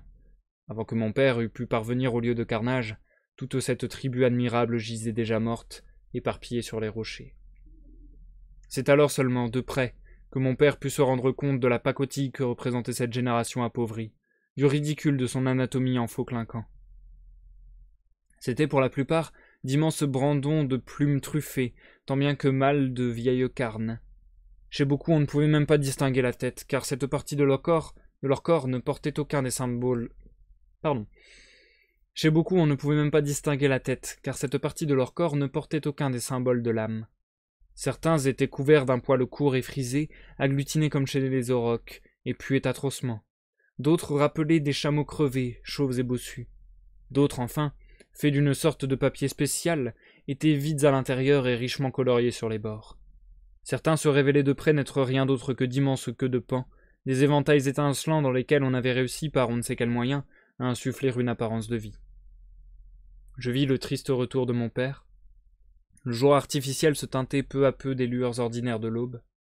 Dans le magasin ravagé, les rayons les plus hauts se gorgeaient de la lumière du ciel matinal. Parmi les fragments épars du paysage éteint, dans les coulisses détruites de la scène nocturne, mon père voyait les commis se lever. Il surgissait d'entre les balles de drap et bâillait au soleil. Dans sa cuisine à l'étage, chaude encore du sommeil de la nuit et les cheveux ébouriffés, Adèle moulait du café dans un moulin qu'elle serrait contre son sein blanc, communiquant au grain broyé son éclat et sa chaleur. Un chat se léchait au soleil.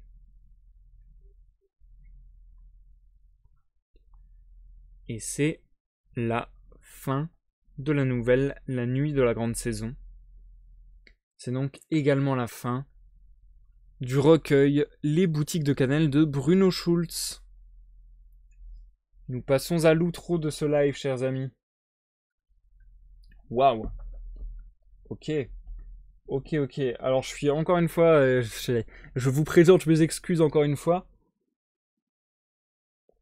Parce que clairement, je commençais à avoir mal à la gorge, un truc de fou, le froid me capote totalement, j'ai vraiment du mal à faire la lecture. Donc je suis vraiment désolé, j'ai l'impression de ne pas avoir galéré à ce point à lire depuis bien longtemps. Donc je suis vraiment désolé, j'espère que malgré mes quelques bugs répétés, vous avez réussi à comprendre l'ensemble de la nouvelle. Il faut dire aussi que selon le traducteur, vraiment ça change totalement. Hein, parce que là du coup c'est encore une fois... alors c'est qui ? C'est encore une fois Georges Lisowski. Et faut avouer que son style est très sympa, sa traduction est très cool, mais son style se prête beaucoup moins à la lecture orale, donc voilà. C'est malheureusement plus compliqué pour moi de faire la lecture de ce traducteur, entre guillemets. Mais sinon, c'était vraiment bien, j'espère que ça vous a plu. Bonsoir Nakatox, bienvenue, ça fait plaisir de te voir, j'espère que tu vas bien. J'espère que tu vas bien, et oui, en effet, je n'évite pas la maladie. Je pense que ça va bientôt... Je pense que demain, je serai dans mon lit comme ça, en train de mourir dans ma morve, bref. Sinon, ouais, franchement, je suis vraiment très heureux d'avoir fait la lecture des Boutiques de Cannelle de Bruno Schulz en votre compagnie. Ça a vraiment été une super surprise. Je m'attendais à rien, et j'ai trouvé ça dinguissime, personnellement. Je pense qu'il est devenu l'un de mes auteurs favoris juste à la lecture de ce recueil de nouvelles. J'ai vraiment adoré. En plus, c'est pas mal parce que les 4 nouvelles qu'on a lues ce soir avaient plus ou moins des connexions. Il y avait ce délire de beaucoup donner de place à la ville, autant le temps qui passe que le temps météo. Donc c'est pas mal, je pense, d'avoir fait ça tout ensemble, parce que voilà, la ville et la météo et le temps ont été vraiment des personnages à part entière dans les nouvelles de ce soir. En plus, c'est comme ça que s'ouvre la dernière nouvelle du recueil, mais je trouve ça pas con du tout et vachement sympa en fait de comprendre pourquoi il y a 13 nouvelles dans ce recueil. En fait, c'est 13 nouvelles comme 12 mois d'une année, plus un 13e mois, un faux 13e mois. Et c'est marrant, il y a vachement cette image du faux dans le texte de Bruno Schulz. Cette image de... Enfin ouais, ce texte presque... ce discours presque métatextuel sur qu'est-ce qu'est le faux, qu'est-ce que la réalité, qu'est-ce que le fantastique, et où sont les barrières floues entre tout cela. Donc je trouve ça vachement intéressant. Là on a eu à nouveau la figure du père très mise en avant et très tragique. Je trouve il y a des scènes qui feraient des scènes de film complètement dingues. Je trouve que c'est un style encore une fois très imagé et très cinématographique. On s'imagine très bien les images que décrit Bruno Schulz. Là j'ai trouvé ça grandiose, le retour des oiseaux, etc. Et en même temps, pareil, on sait toujours... Enfin, je trouve qu'il y a toujours beaucoup de mal à dire s'il trouve que son père est un génie, un héros, ou s'il trouve que son père est un peu pathétique, ou s'il trouve que son père est un petit peu les deux. C'est vraiment très compliqué, je trouve, de se faire un avis là-dessus, parce que à la fois il l'érige en héros contre le reste du monde, et à la fois il le décrit pas d'une manière très noble, entre guillemets. Par exemple, là, sa progéniture d'oiseaux, bah voilà, c'était tous des oiseaux certes originaux, certes différents, mais pas viables, en fait, entre guillemets. Donc je sais pas vraiment ce qu'il a voulu dire par là Bruno Schulz. Moi, la lecture la plus probable, je pense qu'on peut en faire, c'est que grosso modo, on l'a vu avec cette nuée de personnes qui s'abat sur le magasin du père, qui le font totalement paniquer, etc. Et qui se moquent de lui, et qui sont en mode « Vas-y, vends-nous des choses, etc. » Je pense qu'il y a vraiment une grosse critique de la modernité. Je pense qu'il y a vraiment une grosse critique du commerce nouvelle génération. J'ai presque envie de dire une critique du capitalisme. Je sais pas si on peut aller jusque là, mais voilà. Je pense qu'il y a vraiment une grosse critique là-dessus, du mercantilisme trop poussé. Et du coup, je pense que le message qu'on a à peu près, ça doit être un truc du style son père, en fait, il l'érige en héros, etc. parce qu'il a eu le courage de faire autrement que le reste de la population. Mais ce qui fait que du coup, il a sombré dans la folie parce qu'en fait, il a pas réussi vraiment, à rendre viable son originalité dans cette société, quoi. Et qu'il a été complètement submergé, complètement détruit psychologiquement, etc. Et que ses projets ont totalement été avorté et gâché entre guillemets par la pression sociale qui l'entoure et vraiment qui l'englobe, parce que là dans les dernières nouvelles c'était vraiment voilà le temps et la météo et la nuit aussi qui englobait tout et qui faisait pression sur la scène, quoi, je trouve. Donc ouais, je trouve il y a vraiment des tas d'images hyper intéressantes et des tas de discours très intéressants qu'il faut un petit peu lire en filigrane. Je trouve pas que ce soit très très précis, très très clair, mais justement il y a un vrai travail sur le flou. C'est pas flou parce que c'est mal écrit, c'est flou parce qu'il veut que ça soit flou. Et ouais, c'est vachement intéressant, je trouve. D'ailleurs, ça m'a étonné de voir des considérations peut-être un peu plus précises. Justement, je trouvais que ça c'était peut-être trop précis et que ça m'a étonné dans son style, on va dire. Mais sur le père qui s'inquiète que les femmes de la maison ne fricotent entre guillemets avec les commis, donc avec les employés. Ça m'a étonné limite de voir des considérations de cet ordre, parce que je trouve que ça c'est des considérations vachement en prise du réel et qu'on voit beaucoup plus pour le coup dans des textes ou dans des œuvres en général. Donc ça m'a un peu étonné de voir ça, et c'est pas ce que j'ai préféré pour être franc, mais ça ajoute encore à la pression sociale et à la psychose du père, à la parano qui... Voilà, le père n'arrive plus du tout à se retrouver dans ce monde, entre guillemets, quoi, c'est... Enfin ouais, franchement, il y a vraiment beaucoup de choses très très intéressantes. Je vais m'arrêter là pour ce soir, parce que vraiment je suis pas en condition, je suis désolé. Je vais m'arrêter là pour ce soir, j'espère quand même avoir fait honneur à la lecture malgré mon état. Ça m'a fait vraiment très plaisir de découvrir les boutiques de Canal de Bruno Schulz en votre compagnie, c'était vraiment insane. Je rappelle qu'on les a terminées, mais que... donc le recueil de nouvelles, les boutiques de Canal est terminé, mais que je continue la lecture entre guillemets ce vendredi à 21h avec des textes publiés dans la même édition, mais qui ne font pas partie du recueil. Donc ça sera entre guillemets des textes bonus, voilà, ça prendra que vendredi. On lira La République des Rêves, La Comète, La Patrie et La Mythification de la Réalité. Voilà. Encore 4 nouvelles que nous lirons vendredi de Bruno Schulz.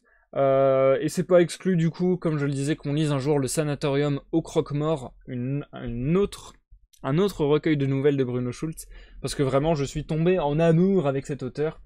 J'ai un gros coup de cœur sur cet auteur. Voilou. Phew. J'ai vraiment eu du mal avec le live d'aujourd'hui, et vu comment j'ai eu du mal avec le live d'aujourd'hui, y a vraiment des chances que je ne fasse pas le live de demain de 13h à 16h, je suis désolé. Donc demain, live de 13h à 16h, peut-être sur Sea of Thieves, ou sinon il n'y aura pas de live, je sais pas encore, vous verrez demain, parce que là je suis vraiment capoute, ça dépendra de mon état de forme demain matin.